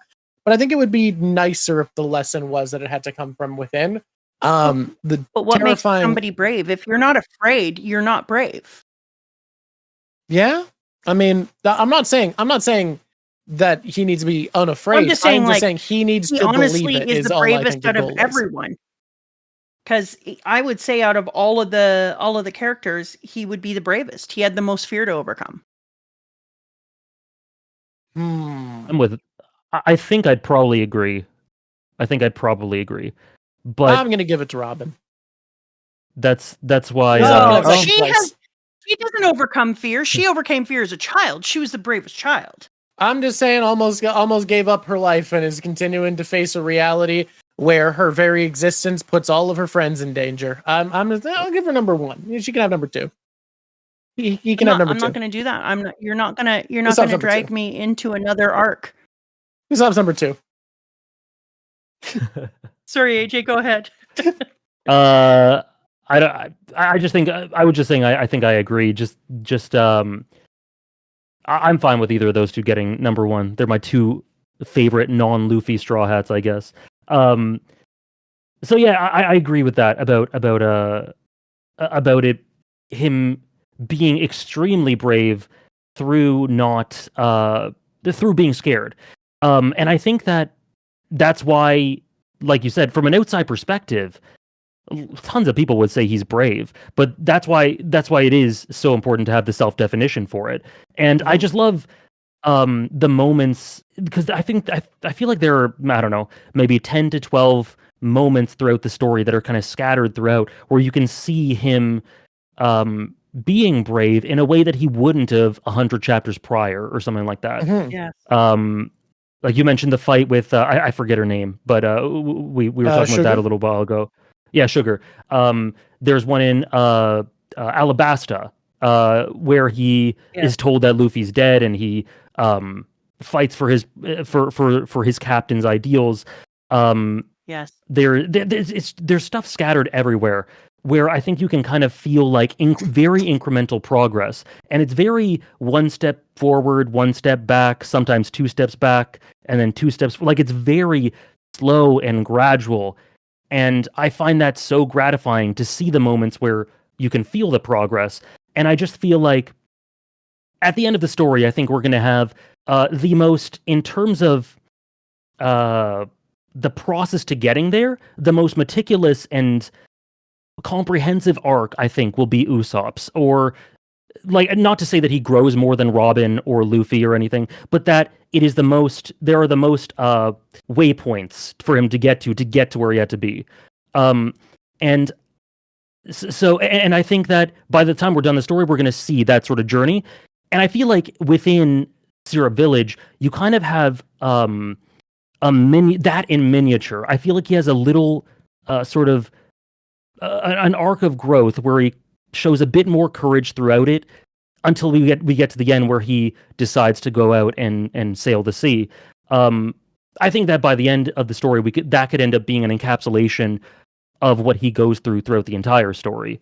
At least I think that could be really cool. So, and I think that's maybe why everybody is so angry about his progress right now. Yeah. And that we had the big thing when we were on the Reverie together, is I think because we all see him as everyman and we all see him making these incremental growths. We know that we're not going to be Luffy and we're not going to Gear 5, but he's never, and we all know that Usopp will never get a devil fruit, and that his strength has come from something else that is a little magical, but feels like something that we could attain. And so I think everybody feels like they're not as much a part of the story right now because Usopp's growth has stopped, and they feel like their own growth in the story stops when that happens. Like, if I was to say why it is that people are so obsessive, it's because we met Usopp in this way, and he was such an interesting character, but he was so flawed. And then we got to see his change and feel like he could represent the way that we can change, real ways that we can change, ways we can change our bravery or standing up for others or become better readers or writers, whatever the hell it is.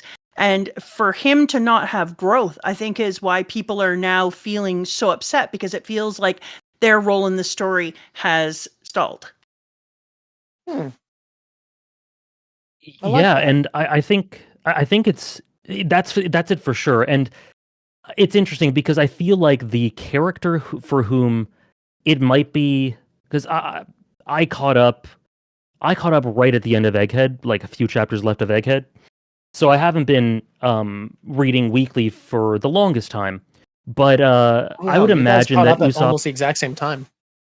Oh, did we? Did we really? That's right cool. on. I caught up like a few chapters before Egghead ended. Yeah. Yeah, that was pretty much the same. I would imagine that for the average One Piece fan or the average person reading it, I would imagine that Usopp is probably, because of how slow and gradual his arc is, the most frustrating character to see grow, because a lot of times it feels stagnant. But that's what I really love about it, because it is stagnant sometimes, and sometimes his development stalls. It very deliberately, very intentionally, and sometimes he regresses. And especially in this arc, where the current arc, where there is all the stimulus for him to make big jumps, people are not seeing that at the moment. And so I think it's natural to be frustrated, but I also think in universe it's just as natural for him to question himself internally and not be able to act right away, and take a few steps back before you move forward. So yeah, I get it. I think that's where a lot of the frustration comes from. I guess I'm just lucky that I see it all as part of the process, and that's a big part of why I enjoy him, is this gradual nature of it. I love that take, AJ. Like, I love that take, because you're not making excuses or saying he did big things here, small things here. You're just saying, like, no, that's just part of being human. Sometimes you don't make big leaps. Wouldn't it be cool if, just in a perfect world, if we could know, and I'm going to make this my narrative, if maybe Oda writes Usopp in his own feelings about whether he's taken steps forwards and back in his own life. And there's this part of Oda where he wanted to spend more time with his family and really value his daughters growing up and be a husband. And he feels like he took a little step back in some ways. And so he's letting Usopp. I think whether that's narratively correct or not, I'd like to have that in my mind, because it would be kind of a cool thing. Yeah, it's very meta. It makes a lot of sense with Usopp being a sort of storyteller, and a very common thing that I've heard is that Usopp is the one narrating the whole story. So I have heard that idea that he's the narrator. There. So it could be an Oda type of thing. That's really cool. Yeah. Did you let yourself read and look at things, AJ, while you were reading? Like, were you reading anyone else's perspective on chapters or anything while you were reading One Piece? The way I do it was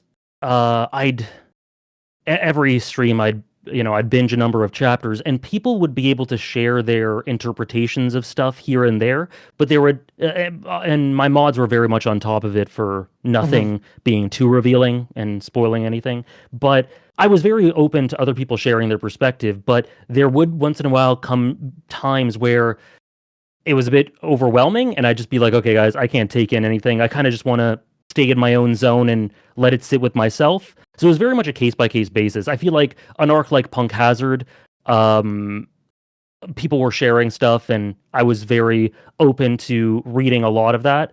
But an arc like, I don't know, the densest parts of Dressrosa or Wano or something, I would be a bit more like, okay, like we can talk about it, but maybe in a couple weeks when I've sat with it a bit more. It was very stream of consciousness, I think. I think that's a good way to handle it. There's such a that's such cool. A I love this, because like One Piece builds on itself so much that you get accidental hints all the time when people give their thoughts, even if they don't think they are.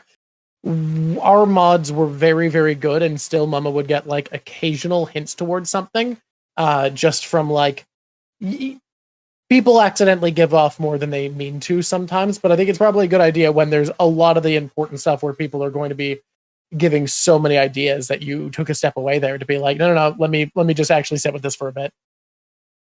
People would say Usopp is our god, or our god Usopp, and I was always like, well, if people are saying Usopp is our god, that means somebody is a god.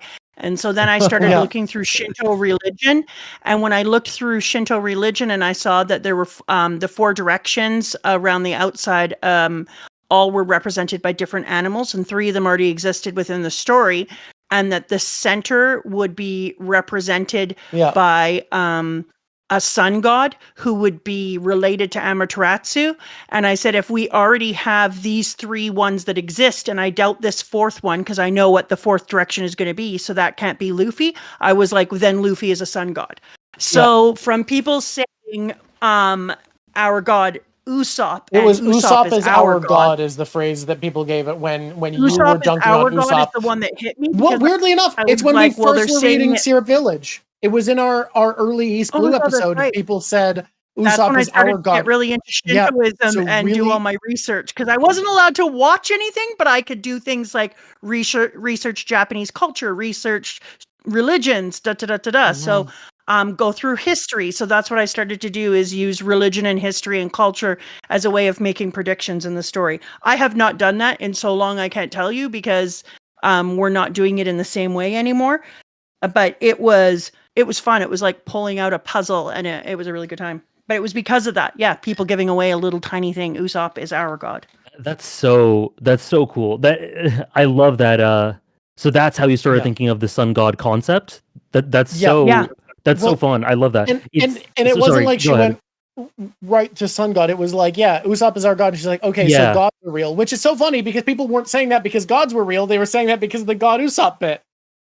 But it led to her looking into Shinto, and then she was like, oh, symbolically, Luffy is tied in with all these concepts associated with Amaterasu in the center of the... It's also why she predicted the 4 emperors in Jaya, where they mentioned that Shanks and Whitebeard were powerful, and she was like, I think there's 4 of these other things. There has to be because of the directions of the Shintoism. Yeah. That's so funny. I love that. I have nothing that elaborate. I've predicted stuff that have been long time coming, but it's a lot of the time is very rudimentary or very strange or very dependent on visuals. Like, well, in terms of basing expectations, Buggy was introduced in Orange Town, and I thought he was fine. I liked him well enough, but I don't think Buggy's super impressive in Orange Town. I think he's just kind of fun. And everyone was freaking out about him in chat, so I said, okay, this guy's going to be really important later on, I guess. Stuff like that would kind of spoil you, but I don't know. It's really fun. Like, I had this whole relationship with Kanjudo, and that I was sus about him. I was very suspicious from him, literally just because. And I swear I don't even know where the panel is, but one of the first panels we see of him is like seeing him either very like from his point of view, very shadowed or like silhouetted in a way that I felt was really ominous. And then from that point on, I just confirmation biased my way into like seeing everything as suspicious, and ultimately ended up being right. But that's hilarious. It's funny. It's funny because no one, and I don't think anyone ever sussed it out quite in the way I did. I looked at the most random stuff. Like there was that. There's like one scene. There's one like a pretty big panel in Wano where it shows like all the warriors of Wano, and there's a speech bubble or like an automatopoeia or something, and it covers Kanjudo's face. So I'm like, why is that happening? Why is Oda doing that? I don't trust him at all. Like I was just latching onto everything, and so. Things about that make I love that. It's really fun. That's so I know good. exactly what you're talking about. Oda did a thing where he was looking at the camera and basically it was like he was breaking the fourth wall and he was staring directly out at you and there were shadows under his eyes and he looked so sus. I remember the thing that you're talking about. And I saw him as sucky. I don't think I've found him sus yet. So that's a really good call out, knowing how much he sucked. Yeah, that's awesome. Oh man. I also did you guys, I'm going to put it in here, when you were talking earlier, Drawk, about how he also gives him those tendencies of humanity in skill sets. I'm reading a book. I don't want to hear it, anyone. It's amazing. Called Dungeon Crawler Carl. And is this another isekai? Yeah. So in Okay. it, when people are getting kind of secondary useless skills and hobbies, I was immediately thinking, because I had read this chapter for the discussion, about when Usopp was on the boat, and right away he starts making flags, and he has this whole secondary skill of being a really good artist. And he's like sitting there, and they're like, no, we're not going to have that one. And he says, I've been drawing things on walls for years. I'm a man of many talents. And I just was thinking about how awesome that was, to give him like his low-key brags about low-key skills. Like, he's not an amazing artist, but he's a good artist. And he hasn't trained and he hasn't done all these things, but he's the one who creates the eventual flag. And I was thinking how cool it is that he had these secondary skills. So when you were talking about all these other little things that he did, I thought that was a really that's another Oda moment too. Like, what does he give him? The ability to tell stories and the ability to draw. Like, immediately. He kind of sets himself up in an Oda-esque way. And it also is that moment that makes you feel like he's human like you. Like, I can draw a bit. I can't draw, but I can draw. I can play guitar. I'm not great, but I can play guitar. You know, it gave you that connectivity. And I think it was a really wise choice. I'm looking forward to seeing how much more human conditions that we can relate to and feel one with that we get in the beginning, because I didn't know that I was looking for that when I read it the first time. I think Oda's just very good at coming up with ways for you to root for and cheer for and be excited for Usopp. And I think he has to do that in a way where, as AJ was saying, he doesn't have these tangible skills. He doesn't have the skills that solve the problems. He has to be someone we want to be like, oh, but Usopp can do this. Like, we have to have moments where we're excited for him, or we'd get probably, I think a lot more people would feel the way some people do, where they're tired of Usopp, where they don't like him as a member of the crew. I think if we didn't have all these moments where he's someone we can be excited for and cheer for, that would happen a lot more. And I think Oda handles it really well. Sam Fisher's rooting on your isekai. Go ahead, AJ. No, I didn't have much to say. Go ahead.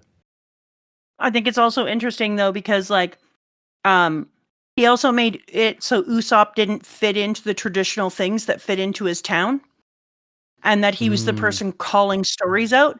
So it also feels very Oda, like he was doing a thing that isn't the thing that his parents would have expected or hoped for him when he was growing up. That he fit in differently than his family. That he was a storyteller and an artist, and he needed to put those things out there. So I can't believe I didn't see it before, and I think now I'm just one of those people who's having a Usual Suspects moment and looking back on all the Kaiser Soze things, because I'm just like seeing all the laid out evidence and being like, oh damn, oh okay, there's so many. But yeah, something I want to make sure gets touched on is, I forgot a moment that I think is really important, where when Usopp disbands his crew, he highlights that being a pirate was a real thing for him, not just play, because that's what he's going off to do. He's going off to be a pirate. Whereas he tells the little kids hanging out with him, what do you guys want? And they all say the things they want to accomplish. He's like, good, go do that. That's who you are. Like, the encouragement to follow their particular dreams and being like, hey, thanks for being here for mine. This is what I believe in, though, for real. I am going to pursue it. You guys make sure to do the same. Like, I really like that. I like that emphasis on like acknowledging them as their people and being like, yeah, do it. Do what matters to you. That's also very Luffy. Like, it is, follow your dreams. Yeah. I think I really think that Usopp.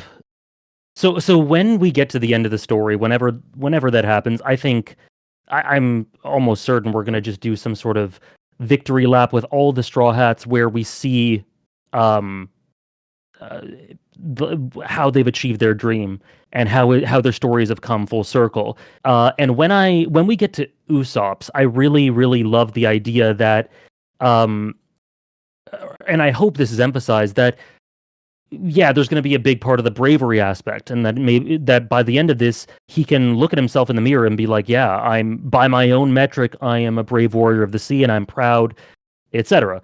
But I also love the idea that in his conclusion, or when it comes full circle, he'll be able to see the legacy that he's left, through his actions, and sort of as a byproduct of becoming or trying to be that brave, he sees the stories that he's left in his wake.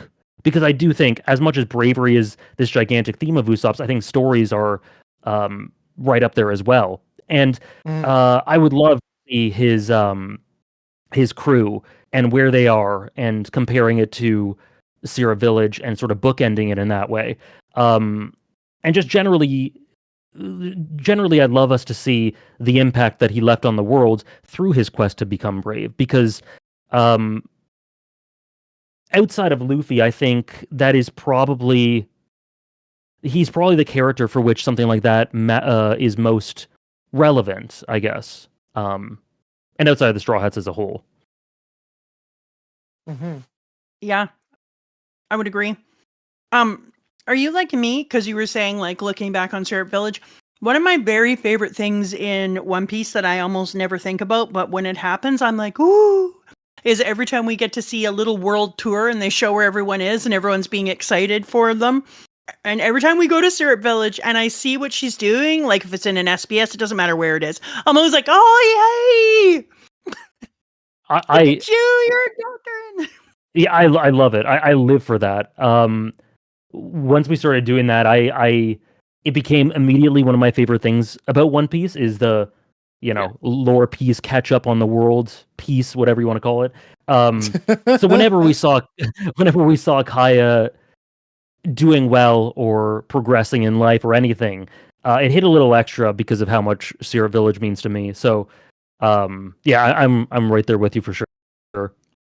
Something I I want to do quick. Every time it happens, and every time we go back to Syrup Village, I'm always just like, it feels like you visit the old country. You're like, the old country. Something I wanted to do quick that I think until...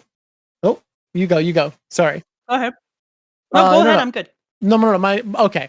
So something I want to do quick that I want to make sure I check in with every time from now on until we hit Dressrosa, because I watched this my first go ahead, I want to maybe inform you, because you only ever read, of some of the things that were different in the anime. Because I think, weirdly enough, there's a couple things that I actually think the anime did better in this section. Number one. Oh. Syrup. There was syrup in Syrup Village in the anime, and I think that's a big improvement. I think the lack of syrup here is actually a problem. Number two. Well, I was upset about no oranges in Orangetown. It feels weird that Kaya's bedroom's on the bottom floor when it's her house. Like, rich people don't live on the bottom floor. That feels really weird. And the anime changes it so that Usopp has to climb the tree, and the tree is bigger, and she's on the top floor. And then he uses a little weird grappling hook thing to, like, clip on and jump down. Oh. Yeah, and I like the shot way better of him, like, instead of just standing in a yard looking like a weirdo. I actually like the shot a lot better when he's up in the tree, leaning back all cool on a tree branch. I think it looked a lot better. Number four. I'm pretty sure Usopp doesn't bite and then beat the shit out of the armed guards with guns as they shoot at him in the anime, and that's way better. Manga W actually on that one. It's pretty fucking rad. I didn't know Usopp got shot. Wow, good job, kid. You're fucking great. I didn't know Usopp didn't get shot, and so my narrative has always been Usopp the Brave gets shot, which I'm like, woo, that's a big debut. Usopp didn't get shot in the anime. He's just a guy. He does not get shot. There isn't like the moment of people being like, wow, he beat the shit out of those two grown, armed, trained men with a slingshot and a bite and escaped while getting shot. No, that doesn't happen. He comes across way less fucking badass in the anime because I guess they didn't want him to get shot and bite a guy.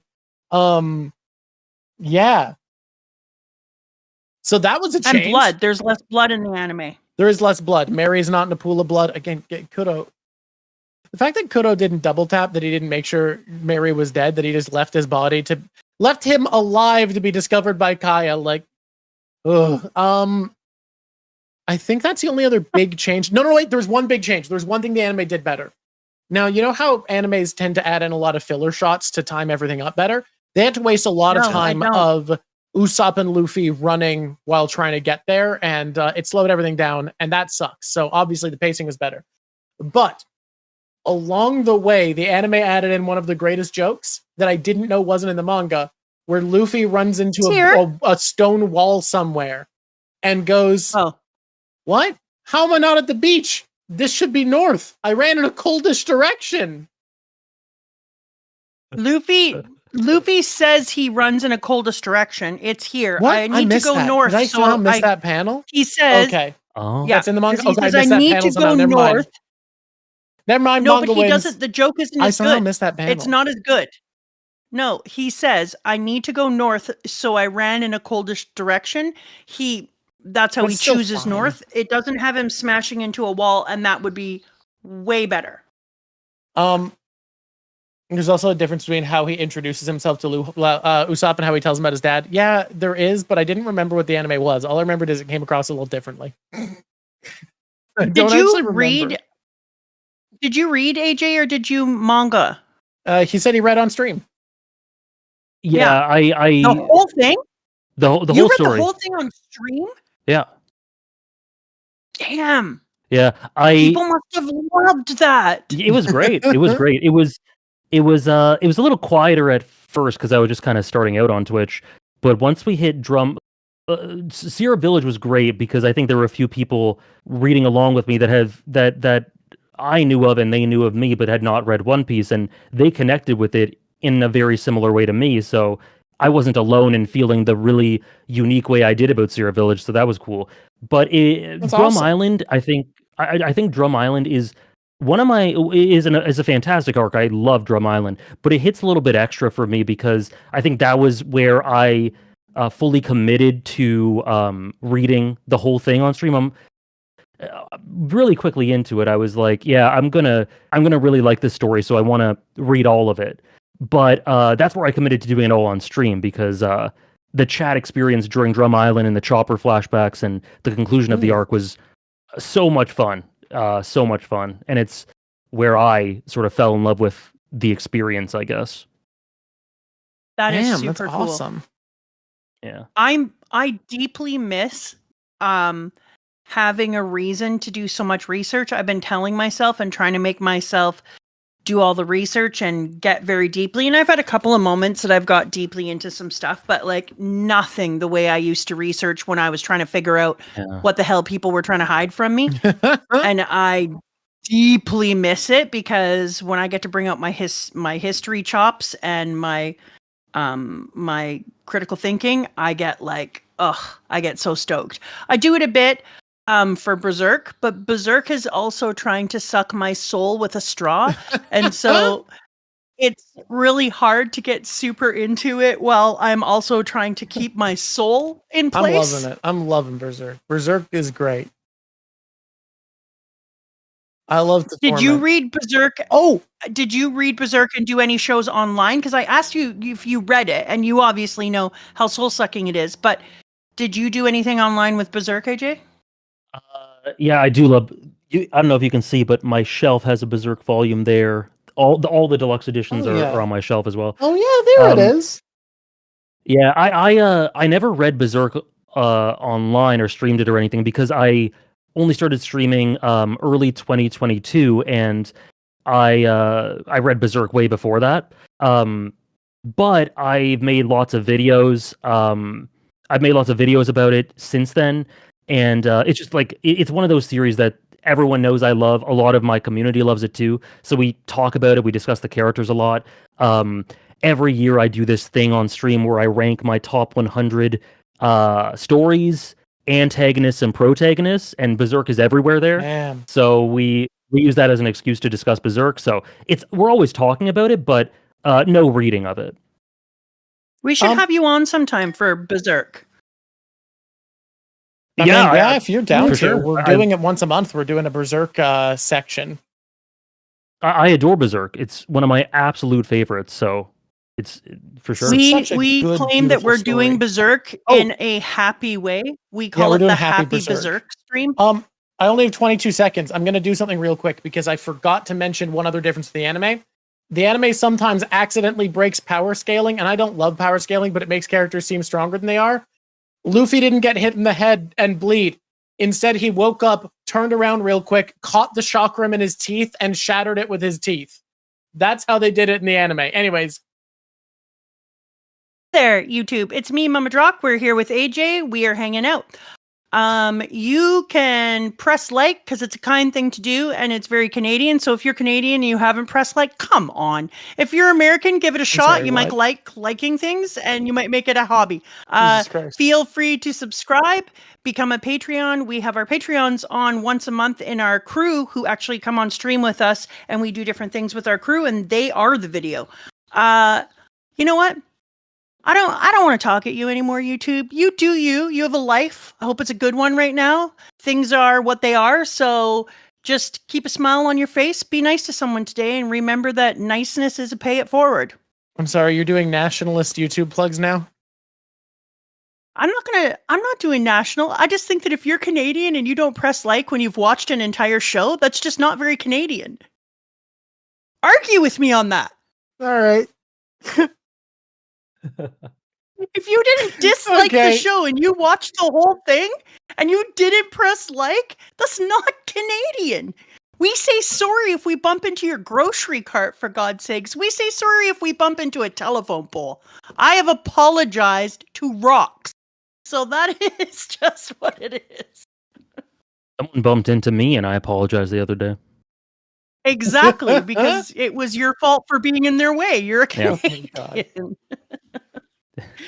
Okay, so before we I want to get off track a little bit if you guys wouldn't mind, and I wanted to talk because I think that you love chaos. Drawk eats chaos for lunch. It's his thing.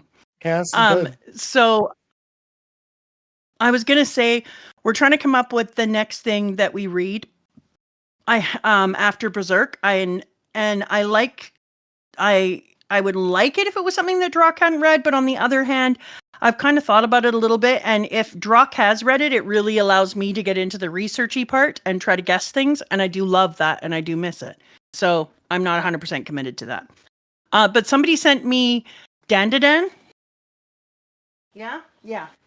That is what was sent. And we so I'll just tell you kind of the short list that I was thinking of, and you could tell me your thoughts. I was hoping, if you wouldn't mind that. I thought, sure, yeah. Okay, so Jujutsu Kaisen, we've had that one talked about from here to the end of the world. I can't even tell you. Dandadan is one that people have also been on. Hunter x Hunter. Spy Family, and what is the one that takes place in Viking? Vinland Saga. The one that takes place in Viking. I think that's enough. I think you knew what I was saying. Did you get it? First of all, Viking's a verb. Second of all, Viking's common colloquial. You know what? Fuck it. Doesn't matter. Doesn't fucking matter. Did I verb Viking? Are you gonna cry about my verbing Viking? There was another one. Somebody, what was the other one? Probably Full Metal Alchemist, because it should be. Bleach is never Full Metal Alcohol.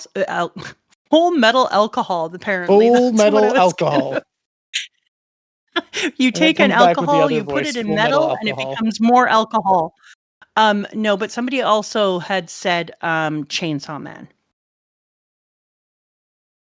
What are your opinions? Chainsaw Man, okay, so I think I wrote it all down. So I'll say the one I had the least to say about first, and that would be Dandadan and Spy Family. So I've seen the first core of the anime for Dandadan came out pretty recently, and I watched that. I generally enjoyed it. One of the episodes specifically was one of the best episodes I've seen in years. It was really fantastic. I think I know the one. I think it's a good series. And I've read a bit past it in the manga as well. Personally, it's not something I consider great as of yet.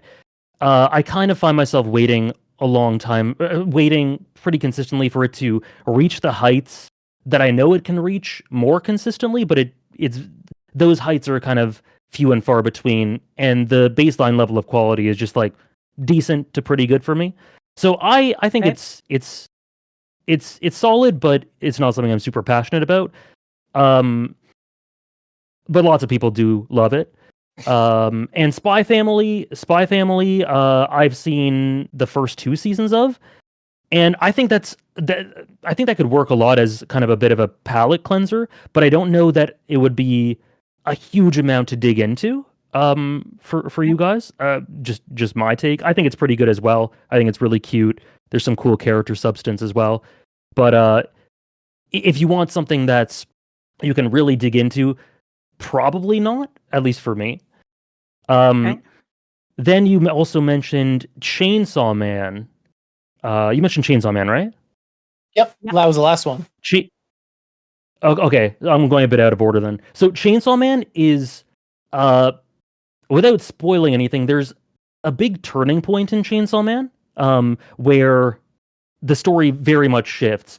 I'm a big fan of the first part of the story, and I think that after that, I have a few pretty significant problems that I see echoed a lot that maybe you might agree with. I'm not sure, but regardless of your thoughts on the quality, I think there is a lot to dig into in terms of symbolism, and I'm sure there's a lot you could research about it. It's very dense. There's a lot of thought put into it. It's a very rich mythos, and it's very abstract and symbolic, and I think it could be a fun series for sure. It's not quite a favorite of mine, but I do think, especially the first part, is really, really good, and you could have a lot of fun with it. Vinland Saga, I would say, Vinland Saga is interesting because it's, I love it. I think it's amazing. I think it's a similar level of quality to One Piece. I think it's right up there.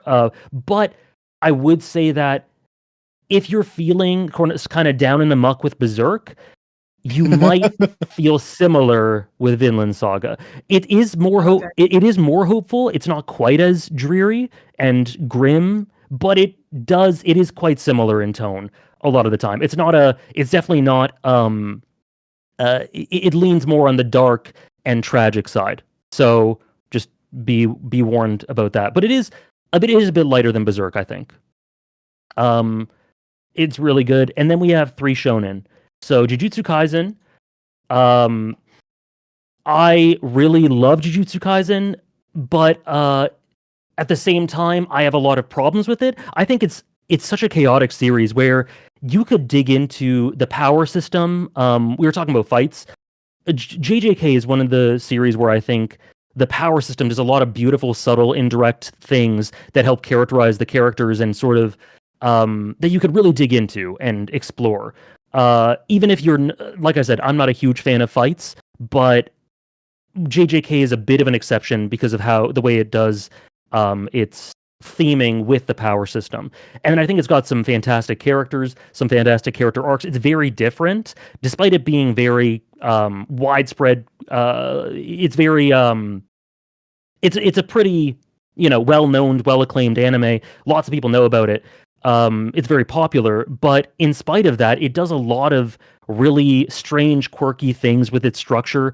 It defies expectations in a lot of ways. Some that I feel are that it shouldn't have done, and others that I think are brilliant and fantastic. I think no matter what, you'll find that it's a really fun read through, and there's lots of density to dig into. But just don't expect it to be the cleanest experience, I guess. But I do have a lot of love for it. And in comparison to something like One Piece or the Big Three or Hunter x Hunter, it is shorter. So it's not short, but it's shorter. And then there was FMAB and Hunter x Hunter. So Full Metal Alchemist, if you want to get into again, I think there's a lot to dig into with regards to its lore, its mythos, its power system. There's tons of symbolism all over the place with the setting design and world building for Full Metal Alchemist. And I think the more you dig into it, the more you'll find things that you'll really enjoy from what we've talked about. I think the way you'd go about researching certain things in Full Metal Alchemist, the references, the real world references to philosophy and religion and all that sort of thing, and classical ideas of alchemy. There's a lot there. There's a lot there that I think if you like researching and theorizing from researching, I think Full Metal Alchemist would have a lot. a lot for you. And I think it's just a really great, well-rounded story. I think it has very few flaws. It's an amazing cast. It's one of the most beloved stories out there. So it's got a lot of lovers too. And then Bleach propaganda. Okay, I'll mention Bleach as well for a second at the end. Hunter x Hunter is my favorite story of all time, and it's in the conversation for the work that is formed me the most as a person. Wow. I think it's got some stylistic similarities with One Piece, especially with the overarching structure. I think a lot of ways, I often describe One Piece as kind of a creative stream of consciousness in a way, of Oda's, and I think Hunter x Hunter is very similar. And we were talking about this before, but it does a lot of really interesting self-referential and referential to shonen things on a metatextual level about storytelling, shonen, and it really deeply examines conventions and tropes and subverts them, but then at the same time it is not a scathing critique of shonen. People often talk about it as a deconstruction, which I very much disagree with. I think it really examines a lot of things to do with shonen, and then it kind of subverts them and goes in directions you don't assume and examines them, but then it brings them together and celebrates them in a way that I find very beautiful, very, very beautiful. And yeah. One of the things that I feel like sorry, I won't interrupt any other part of this. One of the things that I feel like captures the weird vibe of Hunter x Hunter the best is just saying it is the only series I've ever seen where when someone makes an assertion that's a guess about what's happening or how a power works or anything, that isn't the author directly telling you that they're correct. That is literally just the character's current ongoing guess. And that level of awareness is crazy. That sums up the tone to me of what they're going for. Yeah, it's the thing with that's a great point. You'll have in Hunter x Hunter a lot of time spent on characters theorizing about possibilities that aren't actually true but are very logical and very smart for them to think of. It just doesn't end up being where the story's headed sometimes. And I don't know, some people might think of that as time wasted. I don't. I really love that sort of thing. I think it's a great keen eye to detail in terms of the plotting and the character psychologies.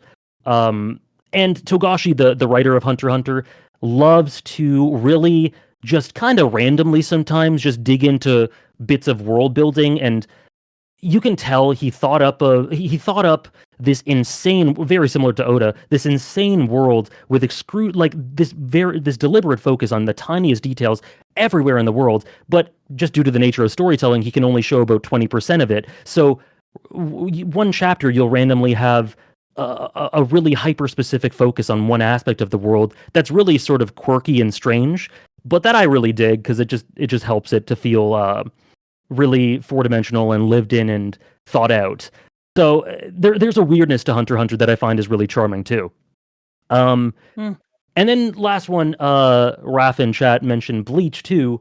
Like I said, I just finished Bleach 2 or 3 months ago, and I really, really adore it. And if you want to, it's a very divisive story. It's it goes off the rails. To get the value out of certain characters in the story, you have to really think super outside of the box in a way that's not always intuitive, which I think is a fair criticism of it.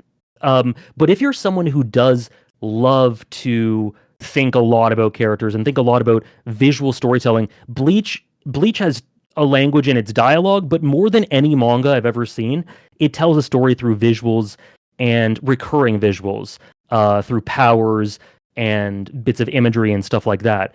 And I myself have not even dug into this a lot, having finished it, but and I've had a lot of people tell me this, but there is so much symbolism, allusions to religion, allusions to philosophy, all over the place. It boggles the mind how much density is in the fights and is in the characters and the bits of imagery. And so if you really, I think it's a bit of a it can be a bit of a cop out to say X story, you get more out of it the more you put into it. But Bleach is the story for which I think that applies more than almost anything I've ever seen. And I absolutely adore it. And it has some of my favorite characters, some of my favorite villains, and like I said, it uses the medium in a way that completely boggled my mind. So Bleach is really good too. I think I got everything. There. You totally did, and it was really interesting to get to hear it from you. I love it. Like I keep taking notes every time I talk to somebody because I'm super new to the world of manga. Those are really Drawk comprehensive thoughts too, and the beautifully comprehensive, which I was going to talk about. But Drawk pressured me for, I don't know, 12, 13 years somehow to read something like that, to read One Piece ever since he was a child. And so it took him forever. And then we've been reading some other pieces since then. But I feel like because I'm coming into the world so at such a different time in my life, and there's legacies already out there, and there's pieces that people are aware of that I am not. It makes it really interesting to get to hear from people who've been reading for a long time and have explored many, and who can do the comparison. You did an incredible comparison, by the way. Like, yeah, you are super so well spoken on a dime. It's crazy. Yeah. Thank you. Can I push something on you then? Sure. Uh-huh. So we read Undead Unluck. Undead Unluck. Oh, you're just pushing Undead Unluck? I'm not pushing Witch Hat Atelier yet because I didn't finish Witch Hat Atelier, so I cannot. I will finish it eventually. I think that you would love it because it's got its metafictional layers, and it's really high concept in its world building. There's so many things taking place within the story, and it subverts kind of the idea of trying to get bigger and better all the time, and instead is talking about cycle breaking, which I think is something that a lot of stories, and from my concept of what I know now about manga, it's something that's very different in that it's not about trying to scale yourself up so much as it's about trying to together break cycles, and I think that's really incredible. And it places an importance on love in all of its forms in a way that I think is not only beautiful, but shows love as power without ever becoming cheesy or tropish, which I think is really difficult to do. And I admired it so much. It has lots of literary allusions. Pardon? Also, explicitly, if you like meta text, it's incredibly meta in a lot of ways that are really fun to think about. Oh, meta. So ridiculously meta. It has one of the coolest female characters I've ever read in my life. I'm in love with Fuko, I think. And it's not to say that I don't love Andy. It is to say that I love Fuko. We got to talk to the voice actor for the anime. The English VA for Fuko. That's so cool. Yeah, and I got to say to her, like, it is so... Like, you get to play one of the coolest female lead characters I've ever seen in my life. They don't try to make her anything but the biggest badass in the world without ever taking any of her humanity away. Like, it is such a daring and complex way to portray a character. And that's true of almost every single character. And the way that they use trauma in the characters' lives, not only in their backstory, but in their current day, and actually allow them to confront their trauma, is not something that we usually see. And so I think also that, I don't want to talk about it necessarily, but the way that they use repetition almost in a Groundhog Day way without making it feel repetitive was so damn clever. It's become one of my favorite stories, which was not an expected thing for me. It was kind of put out there by a couple of the people, and and we went through a list to choose our next one, and people just had a couple of very interesting things to say. I'm not going to lie. One of our people sold me on Berserk just by talking about the campfire moment. They did me both proud and dirty because they talked about the campfire moment. And so I was like, I need to read me some of that. And then they did not talk about, I don't know, the Ascension Eclipse moment. I mean, they did say it was brutal. They said it's not like they didn't mention that. They didn't say it was Eclipse brutal. And so, how could you explain that? How could you prep anyone? In Undead Unluck, though, when they talked about it as being a piece that would both take me up but never drop me all the way down, that was such a truth. And it still managed to be so worthy. It's also one that lets you dig in deeper. Like, we started to dig in and think about things. And I think I liked it every time I talked with Drawk. I liked it more than I thought I did each time. Oh, and it's done. It finished, and that's nice. I did hear that it finished. She's selling me on it right now, Roxanne. So I actually watched the first season of the anime. I totally get all that you're saying, because my main takeaway from it was that for my own enjoyment, I need to put it off, because I was at a point in my life where, as someone who is a content creator and who is lucky enough to experience stories for a living and give my thoughts for a living, I sometimes get to a point where I'm experiencing too much good stuff and too much dense stuff. And while I was watching the anime for Undead Unluck, I distinctly remember thinking that the way it approached its setting and world building and how the themes integrated with that was one of the most interesting things I had seen in ages. It was so cool. And the main two and their role in that, and just generally, I really enjoyed it and found that it set some really interesting foundations, and it was really dense. Like, there was so much you could extract from it, but because of that, I was also experiencing something really big on stream, maybe a video game series as well, a manga as well. I was playing a game on my own time as well. So I was doing so many things at once that it was hard to juggle lots of high concept stuff. So I kind of had to force myself to not explore the manga after the season. And I actually, because of so much stuff, I felt like some of the stuff within it, even though I really enjoyed it, didn't stick as much as it should have. So I am planning to, in the future, either start the manga from the beginning or rewatch the anime, or maybe both. I don't know, because I did really enjoy it. But the way that you describe where it goes in general, and just how much you enjoy all the concepts and the characters and Fuko and everything, is really exciting, because I've heard similar things, but no one's ever sat me down and tried to sell me like that. And I really, wow, sorry, I'm just distracted by the feces on screen. That's don't worry about it. I need to include all of the elements listed to feel like I've accomplished it, and there's no easy way to do it, so I'm just figuring it out. Yeah. we're getting there.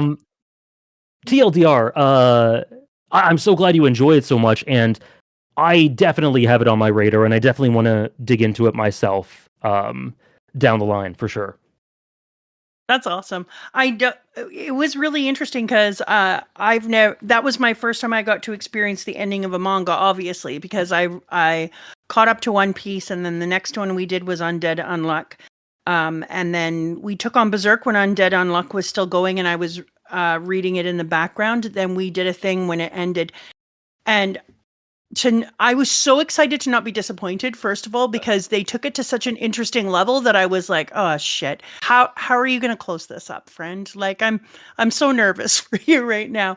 And it called in some aspects of One Piece that I adored, and it felt like he was a real fan of One Piece, but didn't do it in a way that it felt like it was nodding. It wasn't stealing. And I enjoyed that on top of everything else. But in the end, I can also say that I felt very satisfied with the ending in a way that I haven't felt satisfied with an ending of something since, well, probably book 3 of the Sanderson series for Mistborn. I felt really good about that ending. I thought book 3 was one of the best endings I've ever been a part of, and I felt very similar to what they did in Undead Unluck. It was an ending moment that I was like, well done. Like, hats off to you. A nod to the crowd. That was really well done. I love the way that you talked about endings and also about One Piece and also about stories, which is what you guys were talking about with Syrup Village with Usopp and his stories. Just bring it I don't know if we were talking about Syrup Village. Chat mentioned Claire Obscura, and now I can't think anymore. You be quiet. We have enough Syrup Village. You're not going to have to worry. At least 50% of our content is Syrup Village. 50% of the content was Syrup Village. Yeah. Where are you putting this poop, by the way? Don't worry, we're making a flag. All right, then. Beautiful. I couldn't help but notice that poop has a very snaky appearance. I'm looking at the reference. All right, then. I just want to pull out a flute and tame it, is what I'm saying. Unfortunately, that won't work. It is not a snake. It is poop. I think that we should have you on, though, for an episode or so of Berserk. We've never had anyone on in Berserk. We struggle alone, as a struggler does. No, I'd be down for sure. And we love pulling Berserk apart. Like, we will, at some point you'll be like, so much fun. Sometimes a cigar is just a cigar, and we'll be like, wrong. What you have to remember is she's obsessed with Guts' elf ears, and that will come up at least 3 times if you come on. His elf ears, nice. But, yeah, I can't say I've thought much about him. If you watch some of the streams and you see some of the things, you'll see that people like to disagree with me, but then I proved them wrong. So, just saying. That's of course what happened. You know what was interesting is I would say that I would say that this arc surprised me. Other than the beach scene, which you apparently you all are fine with the beach scene. I'm fine with it. Other than the beach scene, I got to say that reading it this next time, I was surprised by how much I was like, oh, that's so cool. I wonder how much of it is just because I cheer for Usopp's success now. I see what I didn't see in Usopp before. It makes me think of my relationships and in life when I meet people, how I don't give them the grace to be the people they are and let them show themselves to me over time, that the snap judgment. Because when I see Usopp now, I think, wow, I really put a lot of judgments and ideas on him prior to getting to see him have fruition of his character. And then I started to be like, oof, how many people do I do that to in real life?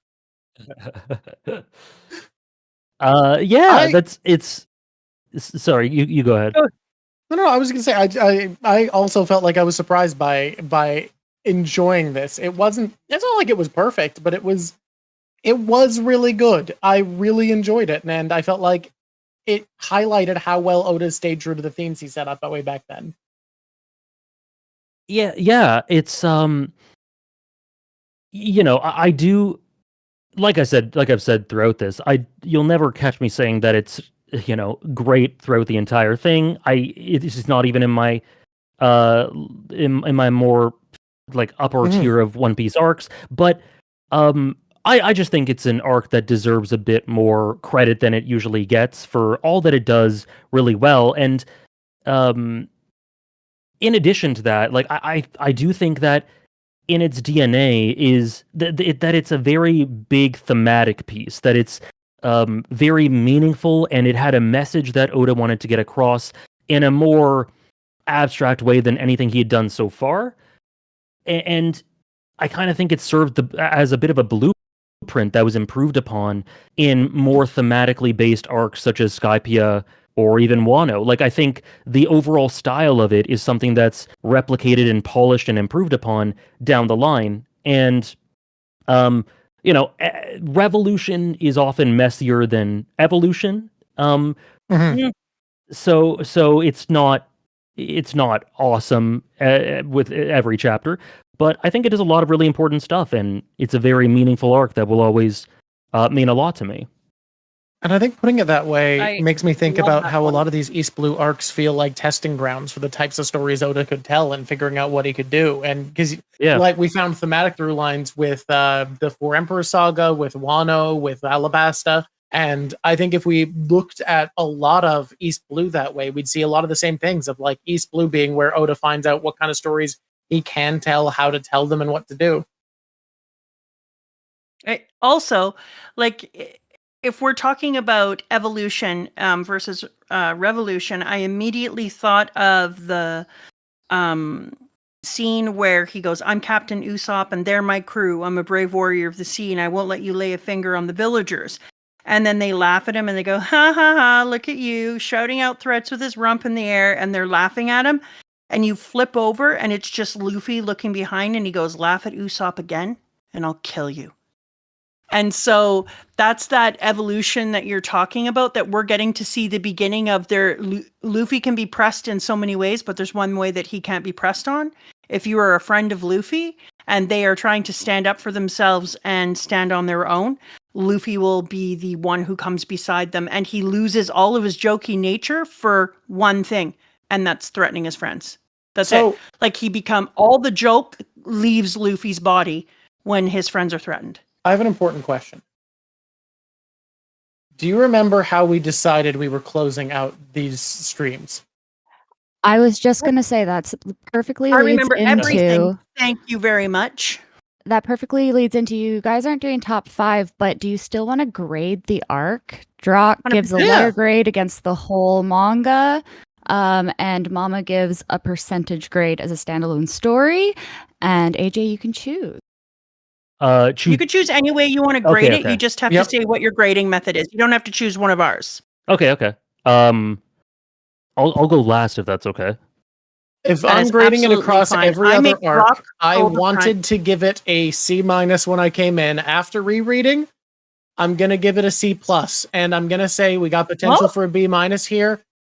Kudo, you got to see me after class. I want you to have a better plan. I know it can be flawed.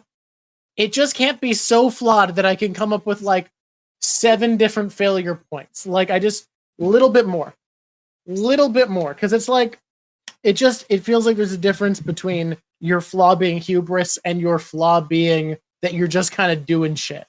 And I want to feel the flaw of hubris. I don't want to feel the flaw of you're just throwing things throwing spaghetti at the wall and finding what noodle sticks.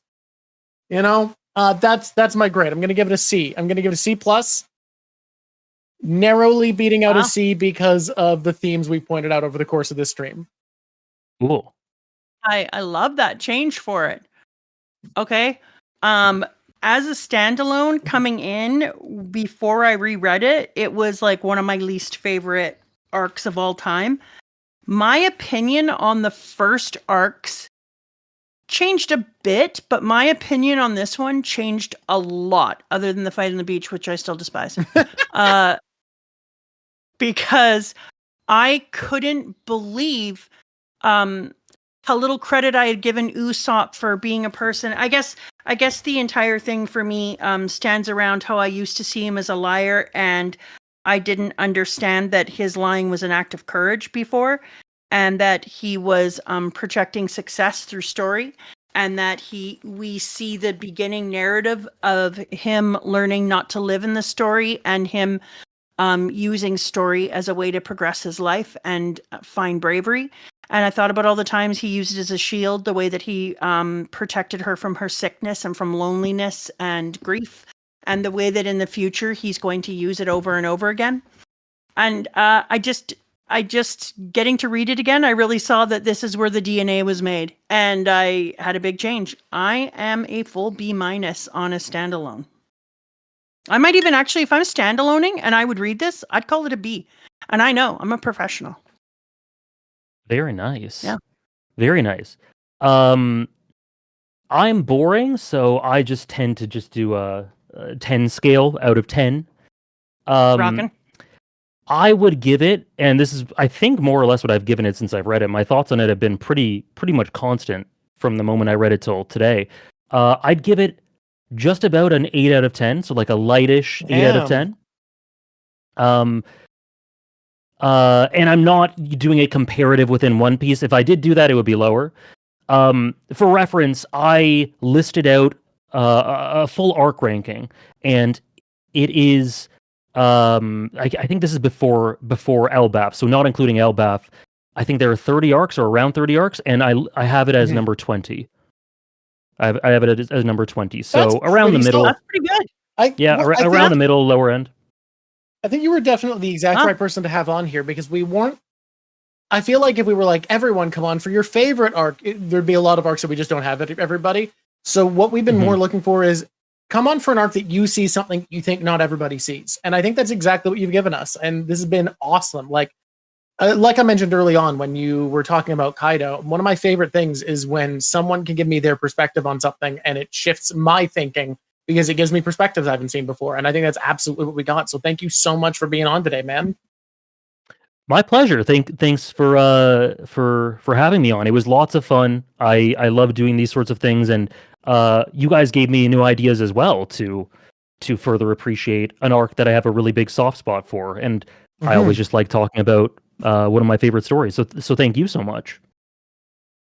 Yeah, I gotta say, I not only had a great time, but it's really fun to talk to somebody who has such interesting and articulate ideas. When you're going through it and you could pop off for a minute, every single time I was like, oh, like nuggets. You're just dropping nuggets that I could pick up and be like, that's something that I'm gonna mull over later on too. Like some of them you get to play with in now, and some of them I'm gonna pull out and look at later and think about the way that you articulated something and how it changes my perspective. And that's something that I really enjoy. So absolute pleasure to have you on. You were absolutely the right person for this arc, and I feel like you did change my mind.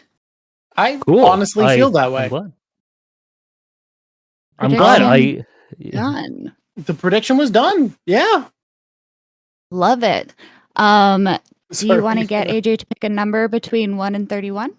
Sloodle, that's I you do, just but did it. for first, I want to do my plug, because I have been plugging this every chance I get, because I this is important to me. Hey guys, I'm making my first ever video essay. Coincidentally, it is about Claire Obscure, which AJ has made a bunch of videos of lately that I am about to go watch after this, because now that I've done my recording, I'm allowing myself to watch other people's content now. I was trying to make sure the opinions were just mine as much as possible. It's going to be probably a few weeks now. I'm about to sort out the footage and get it sent to Lav. The editing process is going to be tough. I've never made anything like this, especially this big. AJ, do you have ADHD? Do not. Okay, so there's a thing with congratulations ADHD, which is for your normal brain. Hyper focus, if anyone's aware of it. And where I've been for the past couple weeks is no matter how exhausted I am, I have been tapping into hyper focus to basically overclock my brain to be smart and focused again to work on the essay, whether it was in the writing or the filming. And because of that, because of constantly overclocking to do that, I've been stupid for like 3 weeks now, because every time I'm not working on it, there's no brain power left. I'm just recovering. And please, if you're watching the VOD right now, this will be left out of the video. If you're watching the VOD right now, or you're live, if the people I can directly talk to, please watch this video when it comes out. I just need enough views that it can kind of sail into the algorithm for people who are watching Claire Obscure content. It is such a ride. I think you guys are going to love this. I have never put this much into any project. Y'all are going to enjoy it. I'm so proud of the work I put in. Now, AJ, we are going to thank our patrons, and for that to happen, I need you to perform a magic trick. Simply, you just pick a number between 1 and 31, and it'll be the patron you're thinking of that I name. How can I guarantee this? Magic. 21. 21. I think we've said this one before, but it's too good of a name not to. Special thanks to our special squishy, Weed Horse Theo. Thank you, Weed Horse Theo. Just love Weed Horse Theo. Every time I hear Weed Horse Theo's name, it's a good day. Thank you to the crew, Dancing Viru, Dark A Kuro, Draco Meme, Dr. Jack, Icy Knives, Annex Love, It's Barry7, Shane Conley, and Ariel Dean. Thank you guys so much for supporting us.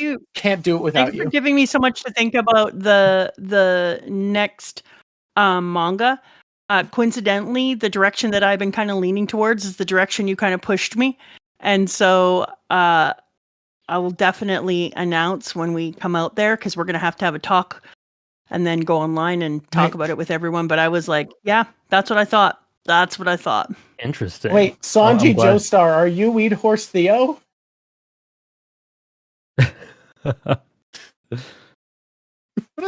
I love a good name, dude. I didn't love think a about good the name. sentence I just said until I heard you laugh, AJ. Yeah. Yeah, because the I think full vote. Sanji's been a patron of mine, I think, for a little bit, and I didn't remember that name.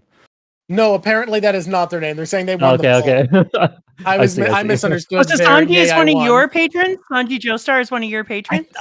Sanji, feel free to correct me if I'm wrong. I think they have been in the past, at least, if they're not still. That's so cool. I love a crossover. Yeah, Oh, man. Raph, Sanji. There have been a few people in chat who are crossovers. I love that. I love a crossover. I'm- Okay, well, I'm hoping to have you on for a couple more things. It's been the most fun in the history of ever. Lav- What AJ, is Lav? is there anything you want to plug? Oh yeah, we're supposed to ask that. We're great hosts. No, I like I said, I'm at the moment I'm working on a lot of video essays, lots of One Piece, Bleach, lots of Shonen, Hunter x Hunter, Claire Obscure Dude. as well. So a lot of that's in the pipeline. Yeah. Can't believe I just noticed your Mero M plush hanging off your mic. That's so cute. Yep. Oh, that's so good. Where's that from? That's a Hunter x Hunter. That's a Hunter x Hunter. I think I'm just gonna have to get over it, and I'm gonna have to read something you've read before, and I'm gonna remind myself that I love the challenge and I love getting to pick up on all the context outside. Beautiful. Oh, I forgot to change our category to art. We're just chatting. Who should we just raid? Oak. Oak is easy to raid. Wait. Is that She's AJ not up raiding. there at the top? Did you turn AJ into one of the Kitty Cat brothers? What? No, these are just kitty cat brothers. This is what they look like. Because for a minute there, I thought you were going to put glasses on him and make that AJ, and I was here for it. No, that's just the kitty cat brothers. Oh, I'm sad. Next time I want that to be AJ. Next time AJ won't be the guest. No, I want that one. Go back in time. What? I forgot it's not Sunday, so Oak's not raiding. We have to actually pick someone to raid. We don't know anyone on Saturday. We don't. I Saturday. don't know who streams on a Saturday afternoon. Melon-T is in? Oh yeah, next time we got advertised. Next time's Melon-T for Baratier, everybody. She is confirmed. She's decided to do Baratier, hey? Well, she gets everybody gets one pre, one post, and Baratier was her pre-time skip because it's Sanji time. That so if should you're be interested, July 20th. July if you're 20th. interested, AJ, in a million years from now, then you can have one in Wano if you love it, because we've been told by people that you are a really great person for Wano. He also Or said you he could likes Wano. choose Like that. You were here for Dress Rosa. Yeah, we were there. One of my favorite. Yeah. Yeah, so you can choose one of the Wanos, or you can choose a Dress Rosa or anything, because you get to do a pre and post. Even though Dress Rosa is 100 chapters, we're doing it in one section because unlike Whole Cake and Dress Rosa, I don't feel like it thematically breaks apart as easily. So we're doing one giant Dress Rosa conversation, and then Whole Cake is 2, with the second half being the Katakuri fight, everything wedding and onwards. And then Wano, we're going to split into 3. I'm debating 4, but I think it should just be 3, the acts, even though the third act is so long. Well, I am happy to do either Dress Rosa or I guess the last part of Wano. I am like one of the biggest Kaido fans in the world. I could talk about him forever. So okay, then I kind of feel like Wano's a great fit because I think Kaido is an underhyped villain, and he's my favorite primary antagonist. I was just going to say the same thing. Yeah, I could talk for ages about Kaido. So if that's something you're interested in, maybe even though Dress Rosa is great as well, and would be lots of fun too, Wano's probably more suited for me specifically. Okay. Yeah. I think that's the right call then. That's what we're looking for. We're looking for people who feel like it's meant for them. Yeah, I made a promise, or sorry, like I don't know what to call it, but I said I would never make a One Piece video essay, and then I went back on that because I found myself enamored with Kaido. So I made a video essay on Kaido last year. Yeah. Wow. Okay, well, It's all you, dude. So let's give you the third part then, so that you can have Gear 5 and you can have Kaido. Sounds great. Updated. All right. The chart has been updated. Does anyone know who we can raid? Because we can't. I'm gonna go back now and watch your Kaido video, because now that I know that it exists and I'm allowed to watch things, I have to go and see it. I'm gonna watch your I'm video honored. about Lamar. Yeah. Yeah, that's awesome. Please, someone give me someone to raid. I need help. We can't end without I a don't know. raid. We're stuck. There's one called Blue Skittle. But it feels weird. Just raid a blue Skittle. Oh, Breadhead is on. Breadhead Who's is on. Okay, I think. I don't know who that is. Yeah, you do. It's that Canadian dude. All I see is Breadhead 11. Yeah. Breadhead Yeah, 11 exactly. playing Rivals of Ether. Yeah. I don't Yeah. know who this is. Yeah, he does lots of One Piece Does he? reaction. Why and don't I That's know why I who follow this him. is? I don't recognize. You did. this. You Because have. It's you're drunk. Your brain What? is dumb right now. Okay, my It's brain not- is dumb. It's not there. One day I'll be able to think again, y'all. I miss Good luck, thinking. Drawk. Everybody, thanks for being here. All right. The way we sign off is did we say it's lovely talking to y'all together? That's what we've been doing. Yes, and it's always terrible. So let's do it. First, so we're I gonna say try s- to. go ahead. I'm gonna say until next time. Mama's gonna say squish on squishies, and then we're all gonna try to simultaneously say it's been lovely talking to you, and it will sound terrible. Yeah. AJ, does this sound Okay, like something go. you're up to? I'm up for it. Everybody, until next time. Squish on squishies.